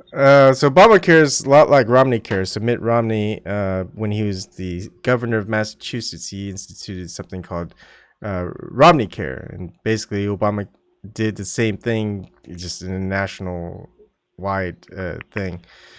And it's not quite social health care. You're basically those who can't afford it are just going to find something less affordable. But if you don't pick a plan, you're fined for it. So it really doesn't really help people who don't have enough money. You still have deductibles, which a lot of poor people don't benefit from anyway. So there's a lot of problems with it. And it was a Republican plan type of healthcare. It's that I would still not call it socialized healthcare, but it's now you've got, I think, was it Trump Care or something, which is just kind of also a step back. And I have a feeling that a lot of these types of like I tell a lot of people who watch, especially when I was kind of in that progressiveness type of thing, is that even if you want social health care or whatever you want what's that thing where you get either universal health care or universal wage or something like that, the current government and people in government aren't going to do it the right way. Like if you got Bernie Sanders in there as president, or Elizabeth Warren, someone's very progressive, maybe even Tulsi Gabbard. It's completely. Sorry, I have to jump in and just say the obvious. Like it's so incoherent, because you can't have a large social program like that when you have an open border. It's not going to work. Australia has the absolute dream of the American left. Like our healthcare system, you'll never have it. That's one aspect. We live on an island. Live on an island, and when boats come, we send them away. Yeah, so we're not even we haven't even taken that into consideration yet. First is still the House and the Senate with the United States. So the Congress, no matter what, they're not going to pass anything that a progressive candidate president is going to have. Also, with that is if they do pass it, they're going to make sure that they pass it to fail. So here's the thinking: if you're a strategist at all, is like, all right, so say Bernie Sanders becomes president, he wants to pass something that's very socialized, and it gets voted on, saying yes, they're gonna mandate it so that it's going to be so bogged down with either bureaucracy or something that it's not going to be beneficial at all. So when he goes up to re-election in, say, 2024, if he won 2020, they're going to say, yeah, what Bernie Sanders did or whatever this progressive did, yeah, we passed that and it didn't work. It's horrible. So we're going to go back and they're going to do something else. And then it might be worse for American people. But they're going to plan it on passing something that a lot of people want and make sure that it doesn't work so people will be happy when Does Romney Care work in whatever state that is? In Massachusetts, not really. Is it popular? Do people like it? No, not really. People didn't like it that much in Massachusetts. I don't think a lot of people in the United States liked Obamacare. It's still you still have a lot of people without health care, and you got a lot of people who have insurance that can't afford to have some of the important things that they need. I mean, it's people who have problems with healthcare before Obamacare still have the same problems. So yeah, it's not helping. I definitely do think that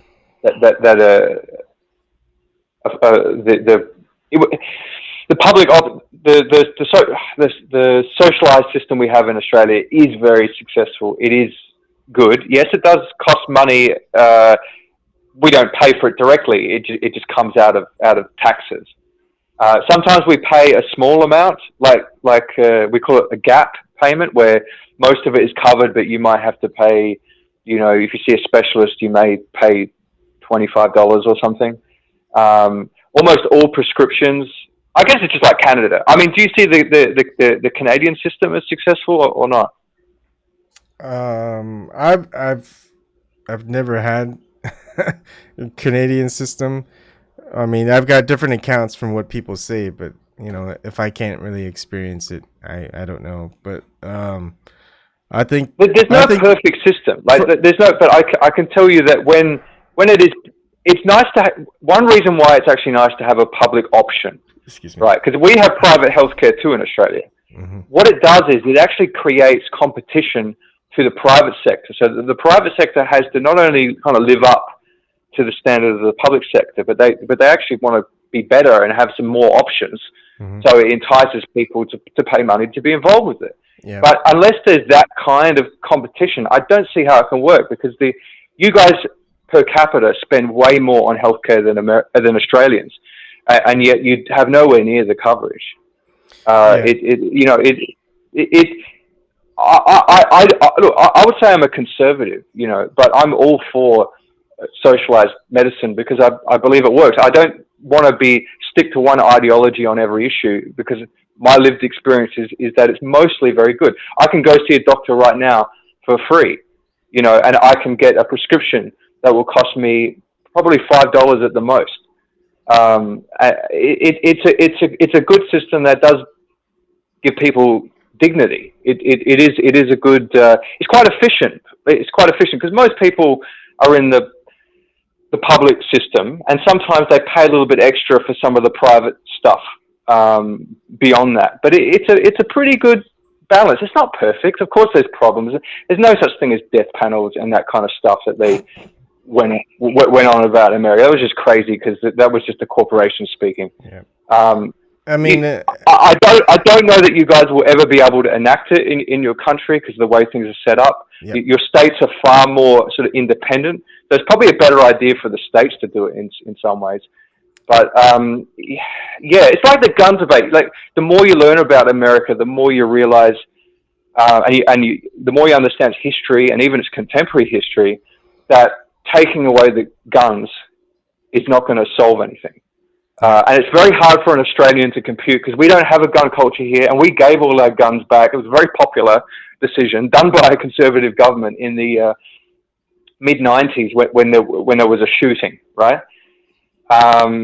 And yeah, look, okay, a few farmers were pissed off, but for the most part, we were happy with that decision. And when we look at America and we see the sort of shootings, you know, we don't understand that there's way more shootings every day with illegal firearms that will never be given back. They're all bought illegally, and that they aren't going away. And not only that, but there have been times, even in contemporary history in America, where there have been riots and things, and the police did not come to help.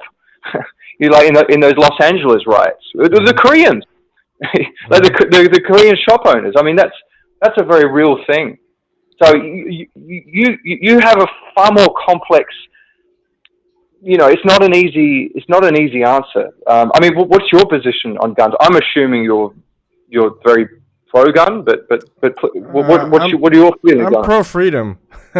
So yeah, people should be free, and I think the United States Constitution, the Bill of Rights, they did a good start. It wasn't as, I mean, basically the founding fathers in the United States said, hey, it should be given that we're all individually free, so we don't need to write it down because there's too many freedoms to write down that shouldn't be infringed upon. And then they go, well, people may not know that, so might as well write it down, and they could add more to it if needed. So that was kind of the entire point. But for me, yeah, there shouldn't be any censorship. And First Amendment, it's even stated in the Bill of Rights, shall make no law, and in the Second Amendment is shall not be infringed. That's why it's 1 and 2, and they state specifically that there should be no law or shall not be infringed. I mean, you got a lot of the other amendments within the Bill of Rights. They don't really have that same type of writing into it where they explicitly say, hey, shall make no law, shall not be infringed. So one of the things I do notice is a lot of people who are very adamant about the First Amendment will censor the ones who are very adamant about the Second Amendment. And it's the ones who are very adamant about the Second Amendment who are also very adamant about the First Amendment, because to protect the Second Amendment, you need the First Amendment. But if you have the First Amendment, you don't need to have the second one, because you could just censor those who support the Second Amendment or any other amendment, you know. So I think that freedom, that First Amendment is very, very big, very, very important. When you shut down any conversation at all about any of the other freedoms out there, you've got a problem with how freedom works and what you're going to allow to have control over every individual within the country, which is very anti-American. Okay, but stupid question perhaps, but I'm assuming when you mean there shouldn't be any censorship, obviously child pornography should not be legal. They should not be allowed, right? They should be, if they are allowed, they should be, have people to find them and prosecute the ones who are using them. We have a problem now in the United States where the FBI and even mainstream articles state that the FBI personnel have been caught trafficking child pornography, etc. But the public don't know if anything happened to these individuals or anything like that. We don't know what else is going on. And so we've got this, the censorship is pretty much in all areas. The American people don't know what's going on. We know a lot of shit is going down, but we don't know what's going on. So is it stopping anything? So just to be clear, though, what would your position? I couldn't quite understand what you said at the beginning. So you would be absolutely for the censorship of child pornography, correct? I don't want that stuff out there, but like it would be an illegal thing. So if it's illegal, you take it down. But you get into that point of, well, what's illegal? What do we dictate is illegal? I mean, it's the same as if just people killing people live and airing it. We don't want that. But it's also necessary when we see something like that going on, when like Chelsea Manning shows people in a helicopter just shooting down civilians. And so if do you think you're taking... So if that was censored, we would know that the military was conducting behavior in that way. You see what I mean?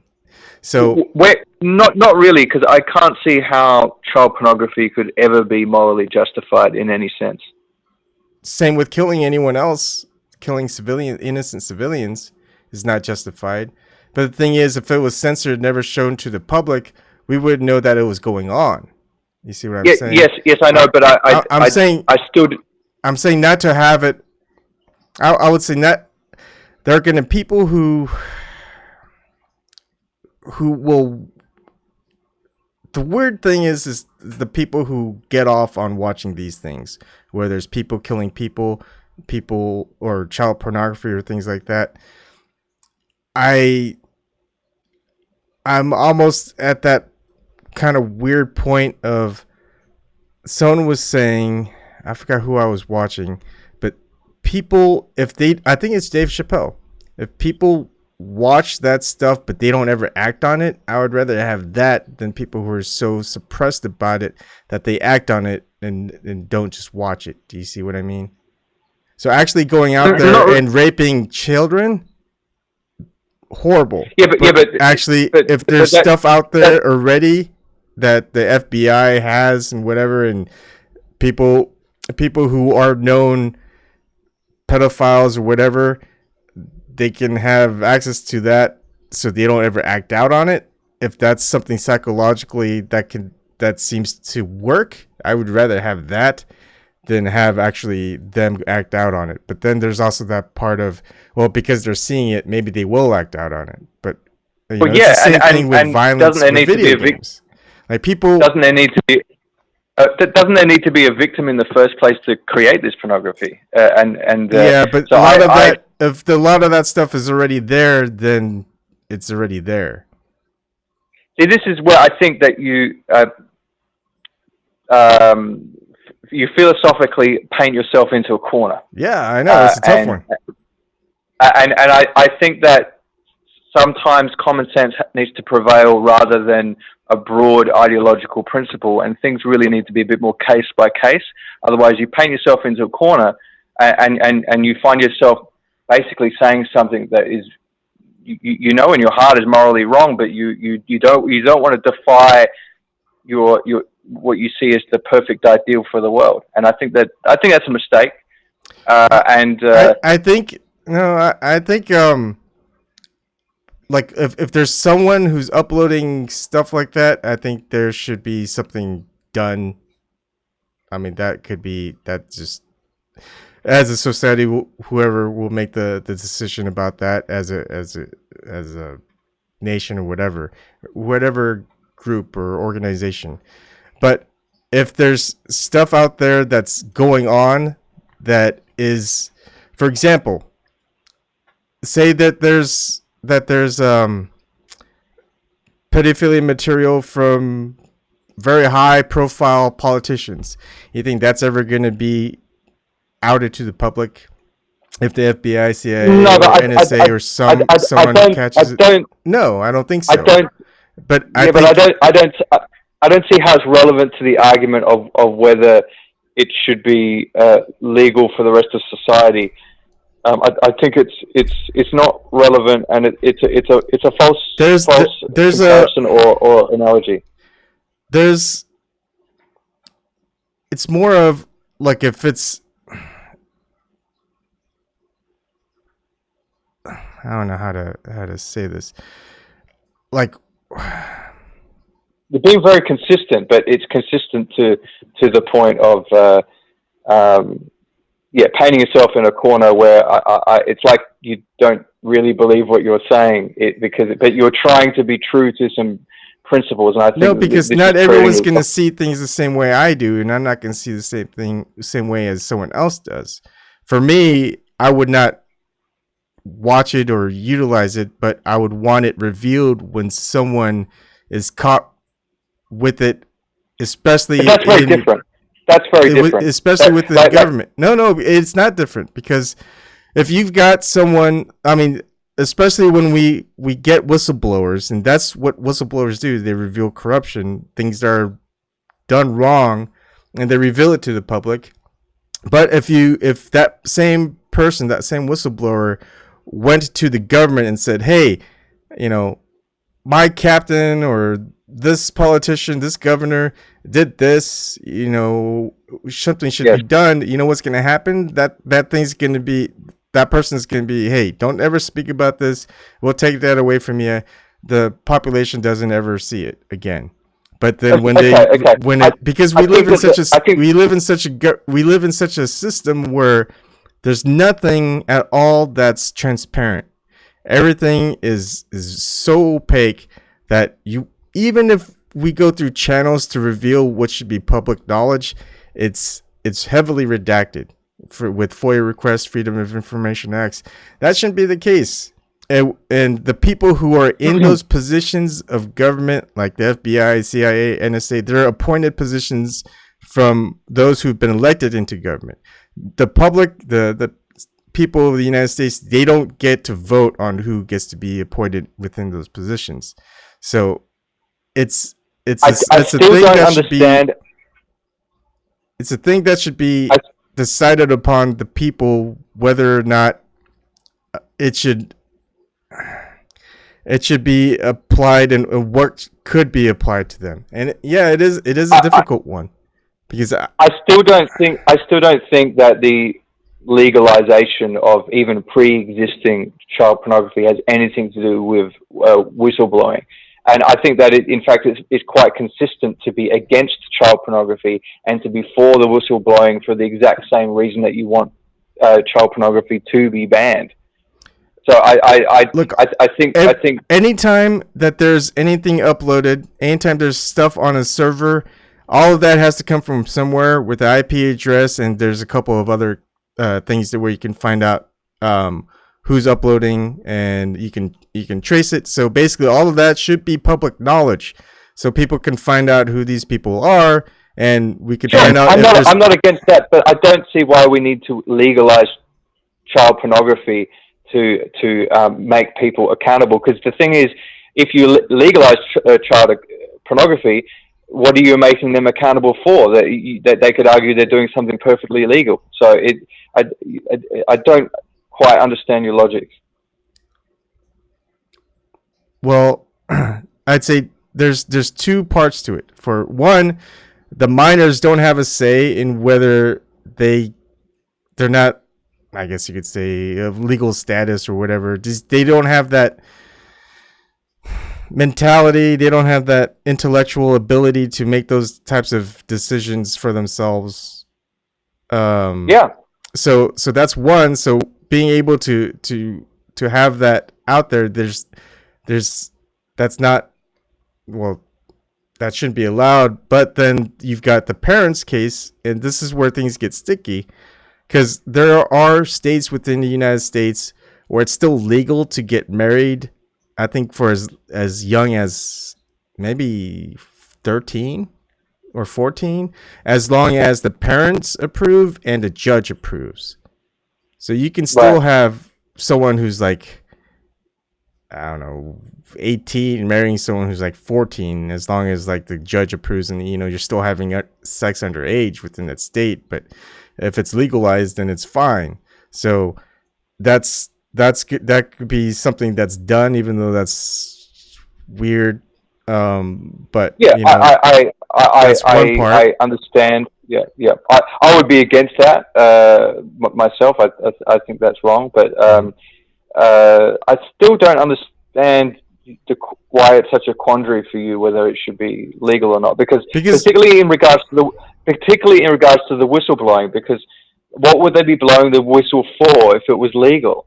If it was legal, it would because I think children should be protected, and I think that there would be an absolute consensus in society.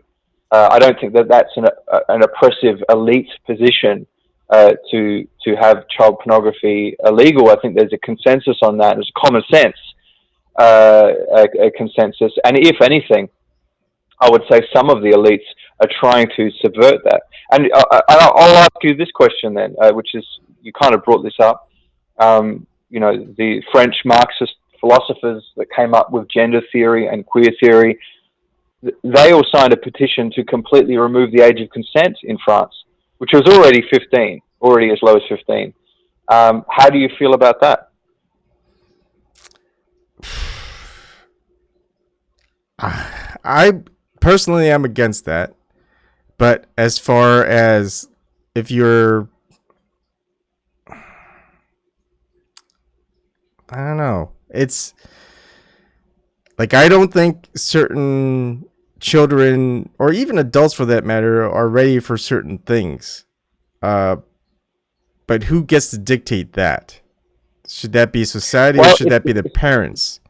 And so, and if they don't have parents, then that's just another thing. Maybe. Then is it? I feel like you're following a kind of logical argument that's coming from a broader philosophy you have, and it is stopping you from making some common sense positions on these matters. I think it's that's my opinion.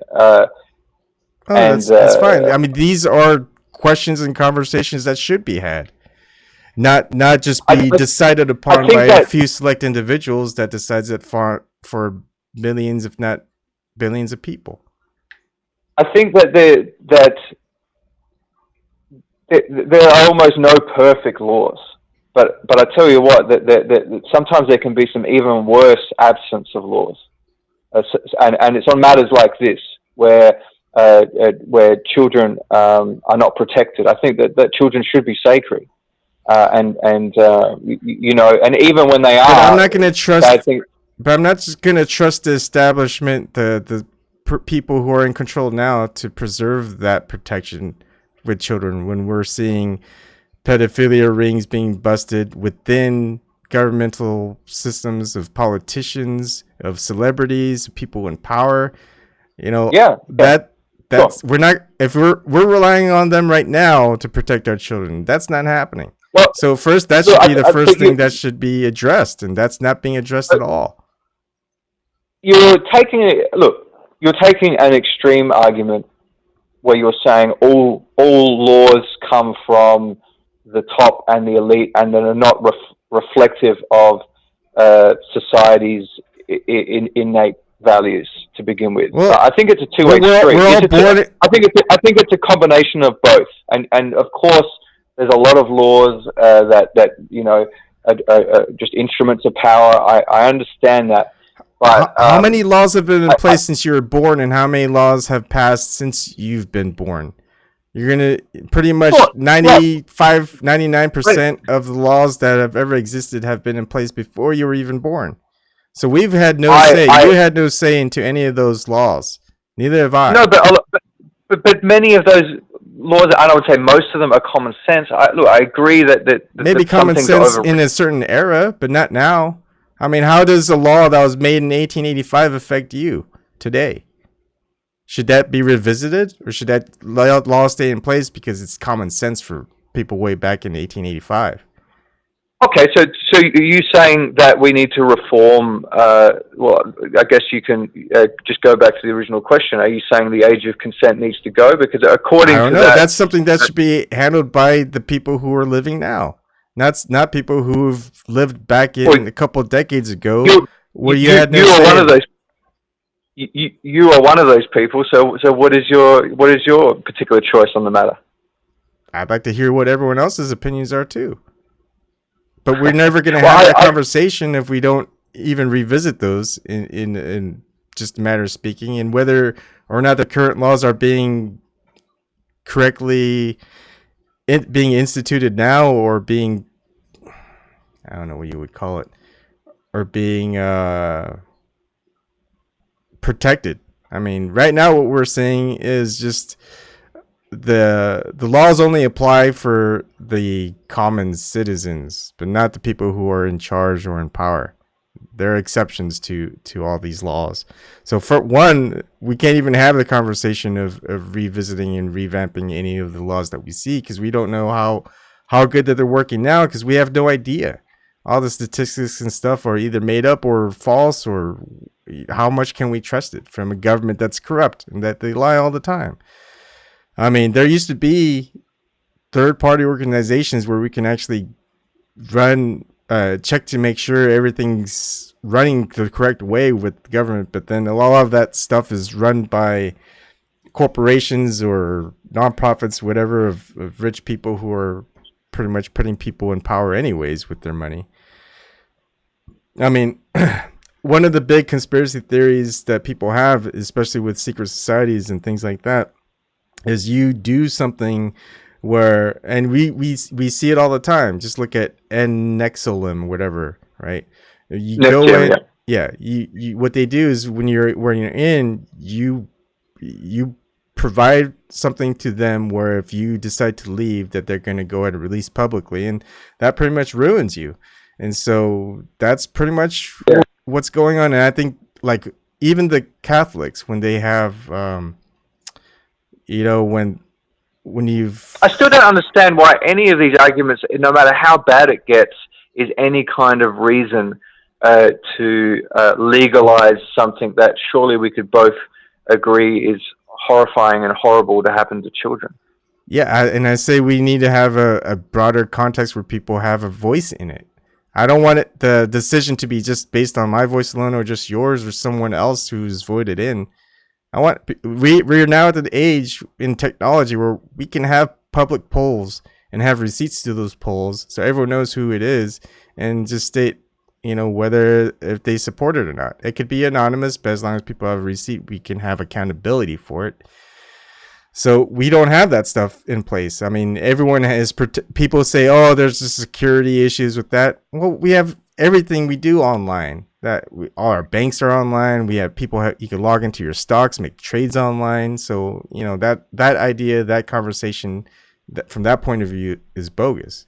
But that idea is, we're all a part of the system that's in place now. A lot of us didn't have any voice or decision. There's still a lot of old legalities hanging around that could be revamped or revisited, yet no legislator chooses any differently, especially within state laws. And can I ask? Go ahead. Yes, go. I'm just saying we need to take a look at everything and just have everyone voice in their opinion, and not just have people who are gatekeepers or whatever, just making the decision for everybody else. I don't know if he dropped or what happened. I'll wait for a little bit. It's a good conversation. I mean, I don't know the answer to it. I don't think whatever decision I make, people are going to have the same decision. Everyone's different. Everyone has their own idea for it. We don't know if it's going to be good or bad from the result of any decision. A lot of it is based off of what other countries, if they've done it, how is it going for them? What problems occur for them. But we're getting into that, what conspiracy theorists say, the new world order, where every country is going to be the same. Every country is going to have their McDonald's and the same laws and the same restrictions and the same control mechanisms, the same money, currency, etc. And when we have that, we won't have the ability to experiment and see what works better, or what works and what doesn't work. And sometimes the best thing to know is, all right, no problem. I see the chat.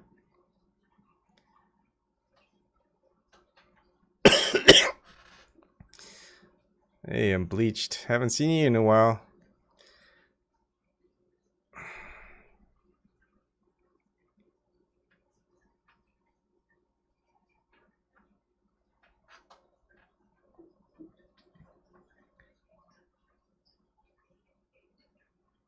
Yeah, sounds right, Claude Alley.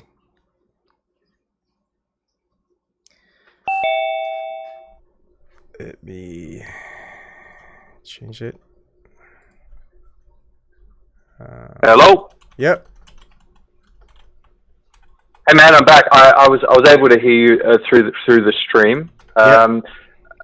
I actually just wanted to ask because you brought up the Nexium thing and how they make you do something or they find some information on you, so that they've got you captive and that they basically own you.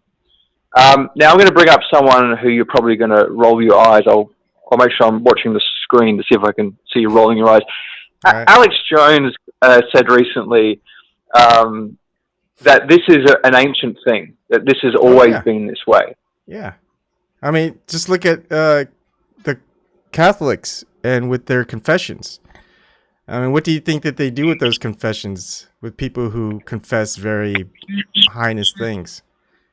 They probably go to them and say, "Hey, you know, we know that you did this, and you know, we'll absolve all your sins if you do this for us." And of course, it won't be a sin because you're doing it for the church. So they kind of know people who are murderers or pedophiles or whatever from people who confess.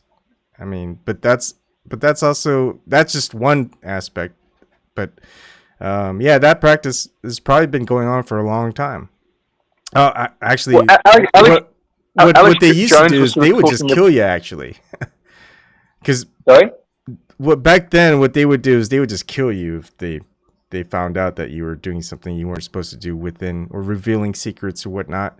But in this day and age, because there is technology where you could reveal stuff and put stuff out there and go public and things like that, and be anonymous at the same time, they have to take different measures and things like that. So they won't outright kill you, except certain, I'd say, societies. But yeah, I'd say that stuff goes on. It's not just about stopping a person from doing a certain action, but it's also a way of getting people to do things as well. Mm-hmm. Because once they're under your power and they have that power over you, you have no choice. So it's just really interesting to hear it. What felt like a very modern sort of entrapment or something is apparently quite ancient, and I just never heard of it being put that way because I haven't really explored that subject. But I know that's the kind of thing they do in the Church of Scientology. They keep very meticulous records in their sort of auditing sessions, and they're always trying to get you to reveal information. And you know, it's a principle I understand. I mean, I don't know if you read much of the Whitney Webb writing on the Epstein case, but that's led to all kinds of horrible things that intelligence agencies have done, like you say, with child sex and all those kinds of things. It's like a really disturbing extreme of game theory or something. It's really it's horrible. And what's interesting is Dave Chappelle. I'm not sure if it was exactly him, but someone else was saying, you know, if everyone just stepped up and revealed all the things that were where if it was revealed that they get in trouble for it, but just let everyone do it, you know, everyone come clean. You know, I think everything would start better at that point, because then you get to see all the players who are on it, but all the let's say the managers, the people on top that are managing all the players with all that stuff, and see who's controlling who with what, and you know, if the people who are doing wrong stuff are held back from it, you know, if it all gets revealed, no one has anything left to lose. They all lost, you know, and so all the secrets come out. We can all just reestablish better people, I guess, hopefully better people into it, and just kind of crack down on all the corruption. Because I think once you get yourself into that situation, and some people do, I mean, whether it's they just made a bad decision, or maybe they're coaxed into it, or they fell in love, because it's just like the Nexium thing is like people really fell in love with that guy or something. People are like very charismatic and able to do stuff like that to other people, and it's like a brainwashing kind of effect. And same thing, I think I hear stories of like Mormonism where women would get engaged or married with a man with other women that were the wives, and it's they thought it was okay, and they wanted out and they can't get out. Getting in is easy, it's getting out that's hard for everybody that's in those situations. And but the thing is that, like, as a society, is just people is like, are they going to be forgiven? I mean, of course there's going to be certain things that they're going to have to, people within society might have to do, otherwise you'll have some members in society who will take the law into their own hands, so something has to come from it. But I think there has to be some sort of, I don't know what you call it. How sanctity or sanction for individuals who come out with it and have protection. But now, all the protections is in the hands of the government. So we need actual individuals that are outside of that, and it's hard to trust anybody these days. So it's a very difficult situation we've got into. I think it would be impossible and could unleash consequences that we don't understand even. And I'm not saying that things shouldn't be exposed, but it's so hard to tell what the truth is, that there'd be different, people would be denying certain things. And I think that we're living in a time when you could fake things like that too. And you could frame people. I think that it's a tough time to, I think it's a tough time to have a sort of coherent vision forward. That's one of the problems with change. I believe that.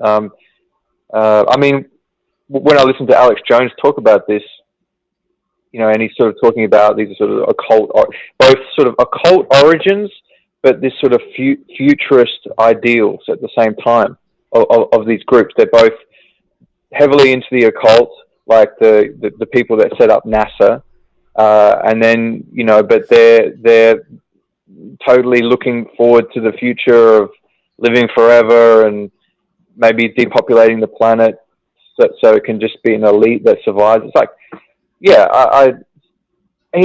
seems to have a fairly coherent explanation, at least. Whether it's true or not is debatable, but it at least kind of makes sense as a narrative. I think he's quite good in a very.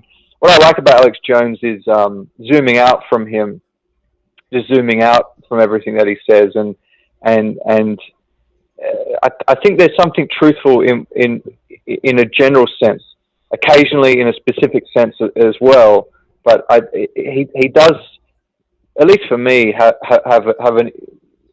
just an interesting view of what he describes as a breakaway civilization. That's what it seems to particularly with the Epstein revelations and his sort of into eugenics and futurist ideas. It does seem. It seems that the elites are very bored with normal human delights now. They're quite bored with just simple material possessions, and they're going for something much bigger than that. And maybe they've been working on this for a while. I don't know. What do you think? I'm not one of them, so I don't know how to think like them. Yeah, I mean, isn't that the problem with greed? Is you just don't know when to stop. It's just the accumulation of it is actually better than just the spending of it. I mean, it's like some people are good with like a $500 monthly paycheck.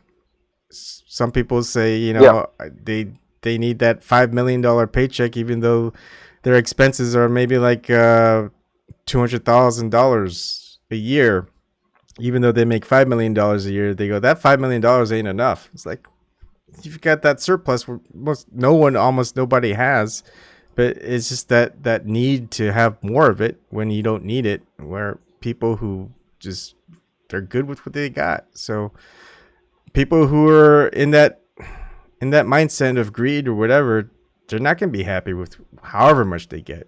They just want to keep getting it. And that's materialism sickness or whatever. I don't know what you would call it. Yeah. That's why I like the tradition of Christianity that I'm a part of. I realize there's some fairly greedy forms of Christianity and Christians, but my mother is very selfless, will always go without to give to others. And it's,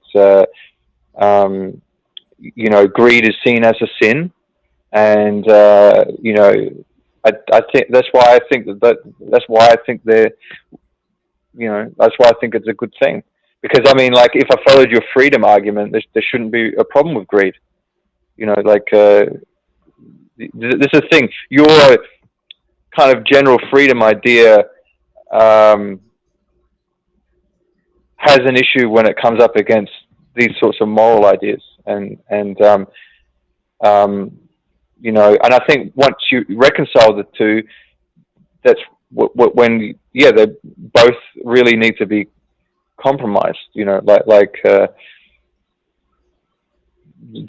understand what I mean? Yeah, I know. But look, everyone has to have their say into it. It shouldn't be decided by just a few for the many. Some people, I think many are pretty much already adamant about one way or another. So it's just, how do you appease, I guess, the minority is what I would say. Is you've got people who are adamant about freedom.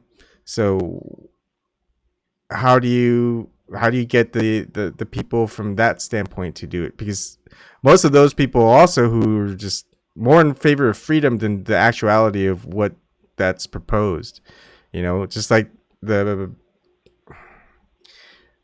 child pornography point of view, or killing of innocent civilians point of view, or the handling of access of weapons point of view. I mean, there's always going to be a minority that they just support more of the freedom than the actual whatever it is, like, I don't support child pornography, but there should be a freedom to discuss whether that should be allowed or not. Sure. I never said that it shouldn't be discussed, and we were discussing it, but I certainly was against it. And you kind of had trouble. Yeah, personally, it's like abortion is a big one, right?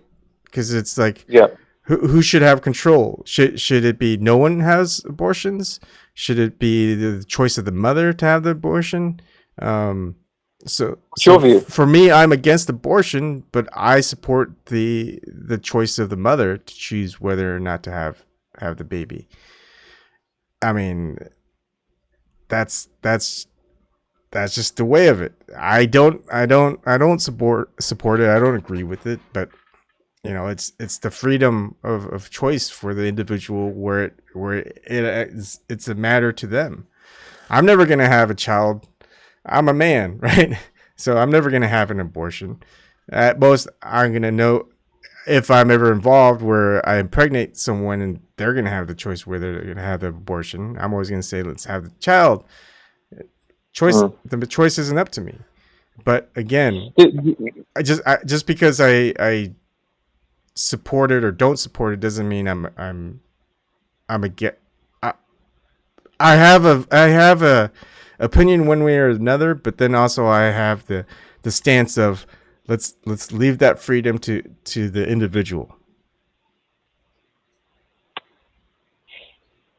I have a theory I've been thinking about lately that men and women can both do some pretty evil things, and it can often be enabled by the other sex. And when you look at, say, the Epstein case, you look at his procurer of young girls, and it was an adult woman that was enabling him. And I kind of feel that when men back out of the abortion debate and go, oh, I'm not a woman, I can't have an opinion on this, or it's not ultimately for me to decide. I feel like it's almost the same thing. And in my opinion, I think this runs deep, and I think it's connected to the male suicide topic.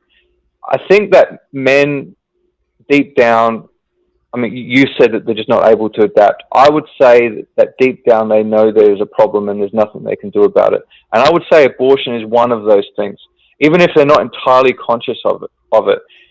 My belief it is wrong and that it is murder, and particularly a full term, perfectly healthy child, for instance. But even if it's not perfectly healthy, I still tend to think it is murder. That's how I feel. And if it is murder, and if we can agree murder is wrong, I don't know how extreme we take the freedom principle or how extreme you take it. I think that means there's something deeply wrong at the heart of the society. And even though they might not know it, I think spiritually there is something wrong. And that's why I think we live in a chaotic time, because, you know, if human life can't even be sacred, it makes everything sort of morally relativist. And I think it's an unconscious thing. It's almost subliminal thing in how it affects people. I don't think they literally go, oh, abortion is legal, I'm going to kill myself. But I somehow feel it's connected because of my own personal life and experience. So I feel it's just, you know, life is complicated, and I think we would be better off if instead of making it legal, if we just made sure that women were supported and that the family was a supported idea, and that our society was, you know, in Australia, for instance, it is so hard to afford to buy a house. Almost nobody in my generation can afford a home. Mm-hmm. And that means it's very hard to start a family. So if someone does get pregnant, it's like, well, we can't afford to get a home together. I need to live in this one bedroom flat or apartment. It's almost engineered against the family. And I think that we should do everything we can to make life easier and supportive towards families. And that's why I like what's happening in, say, Poland or Hungary, where, you know, women that have more than 2 or 3 kids, I think they pay no tax for the rest of their life. And there's all these incentives for people to start families. And, you know, I really believe something is deeply wrong, but it's so complex and of such an old school fuddy-duddy kind of thing to say that people can't really talk about it because they'll sound square or they'll sound, you know, not feminist, or, you know, and I think something is deeply wrong because men and women are unhappy in their own ways at different stages of life.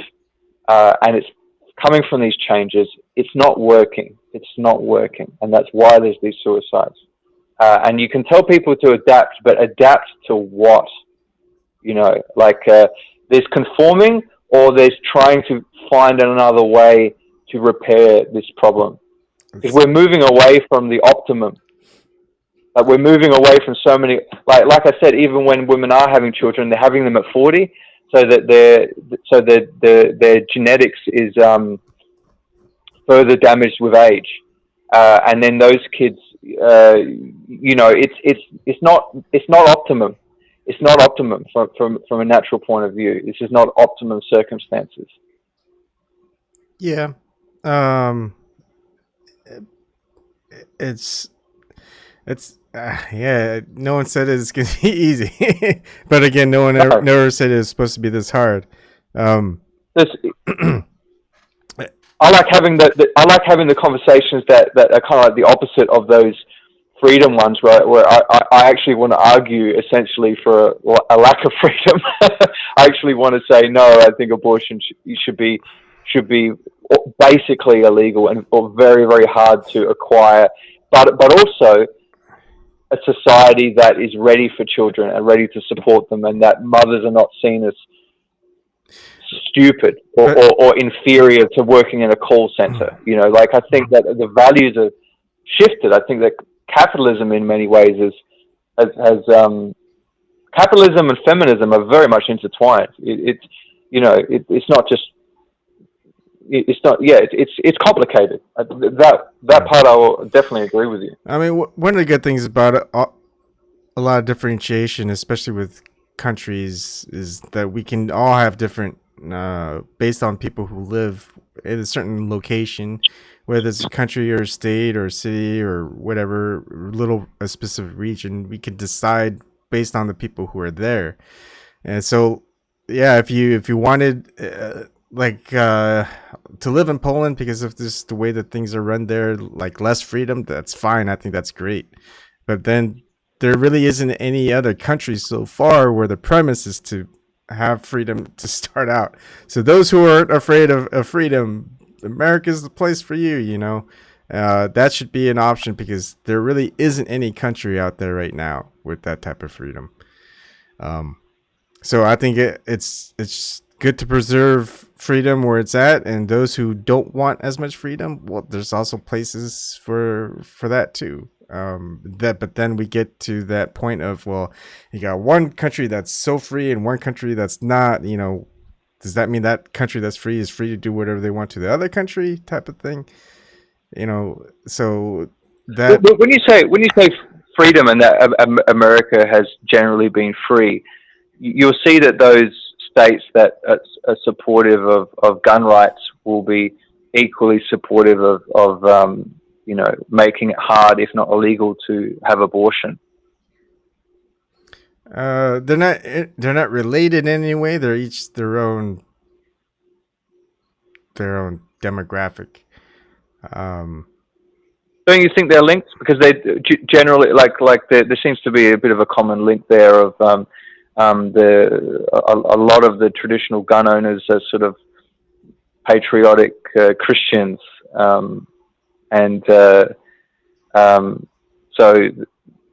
they're all for the sort of founding fathers' vision, but they're Christians and they don't want babies aborted and murdered. I think that the word abortion is such a it's such a linguistic game. It's like collateral damage in warfare. It's that kind of language. I think that the power over linguistics, the power of linguistics and controlling the narrative just simply by what the words are, frames things. Because it's very, for the most part, most people have never seen an abortion. They've never seen pictures of it. They don't know even how it's done. They don't know that the baby is trying to squirm away from being stabbed in the heart or in the brain. If they knew that, if they had the freedom to know, maybe they wouldn't be for that freedom. Yeah, but they wouldn't have that knowledge without the freedom in the first place. So we kind of have this catch-22 going on, you know.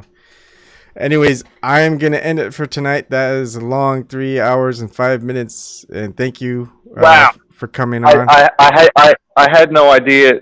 Thanks for having me on the program. It's been really, really good. You've given me a lot to think about. Yeah. Same with me. It's like even though I have my own opinions on things, the idea that people should have the freedom to choose, that's I need to get better at just kind of stating that. Because my personal feelings, my personal opinions do get in the way of what I think, what should be allowed, but I think it should be more of a group colony, whatever thing, it's like, if I find out that there's like, and it's in my town, if there's like, people who support child pornography because they like watching child pornography, I'd be like, I'm out of here. Right. But I wouldn't know that unless that was known. Right. But also if there's other like-minded people who's like, no, all your freedoms should be denied. You need to live under the strict regimental guidelines of this community, I'd be gone too.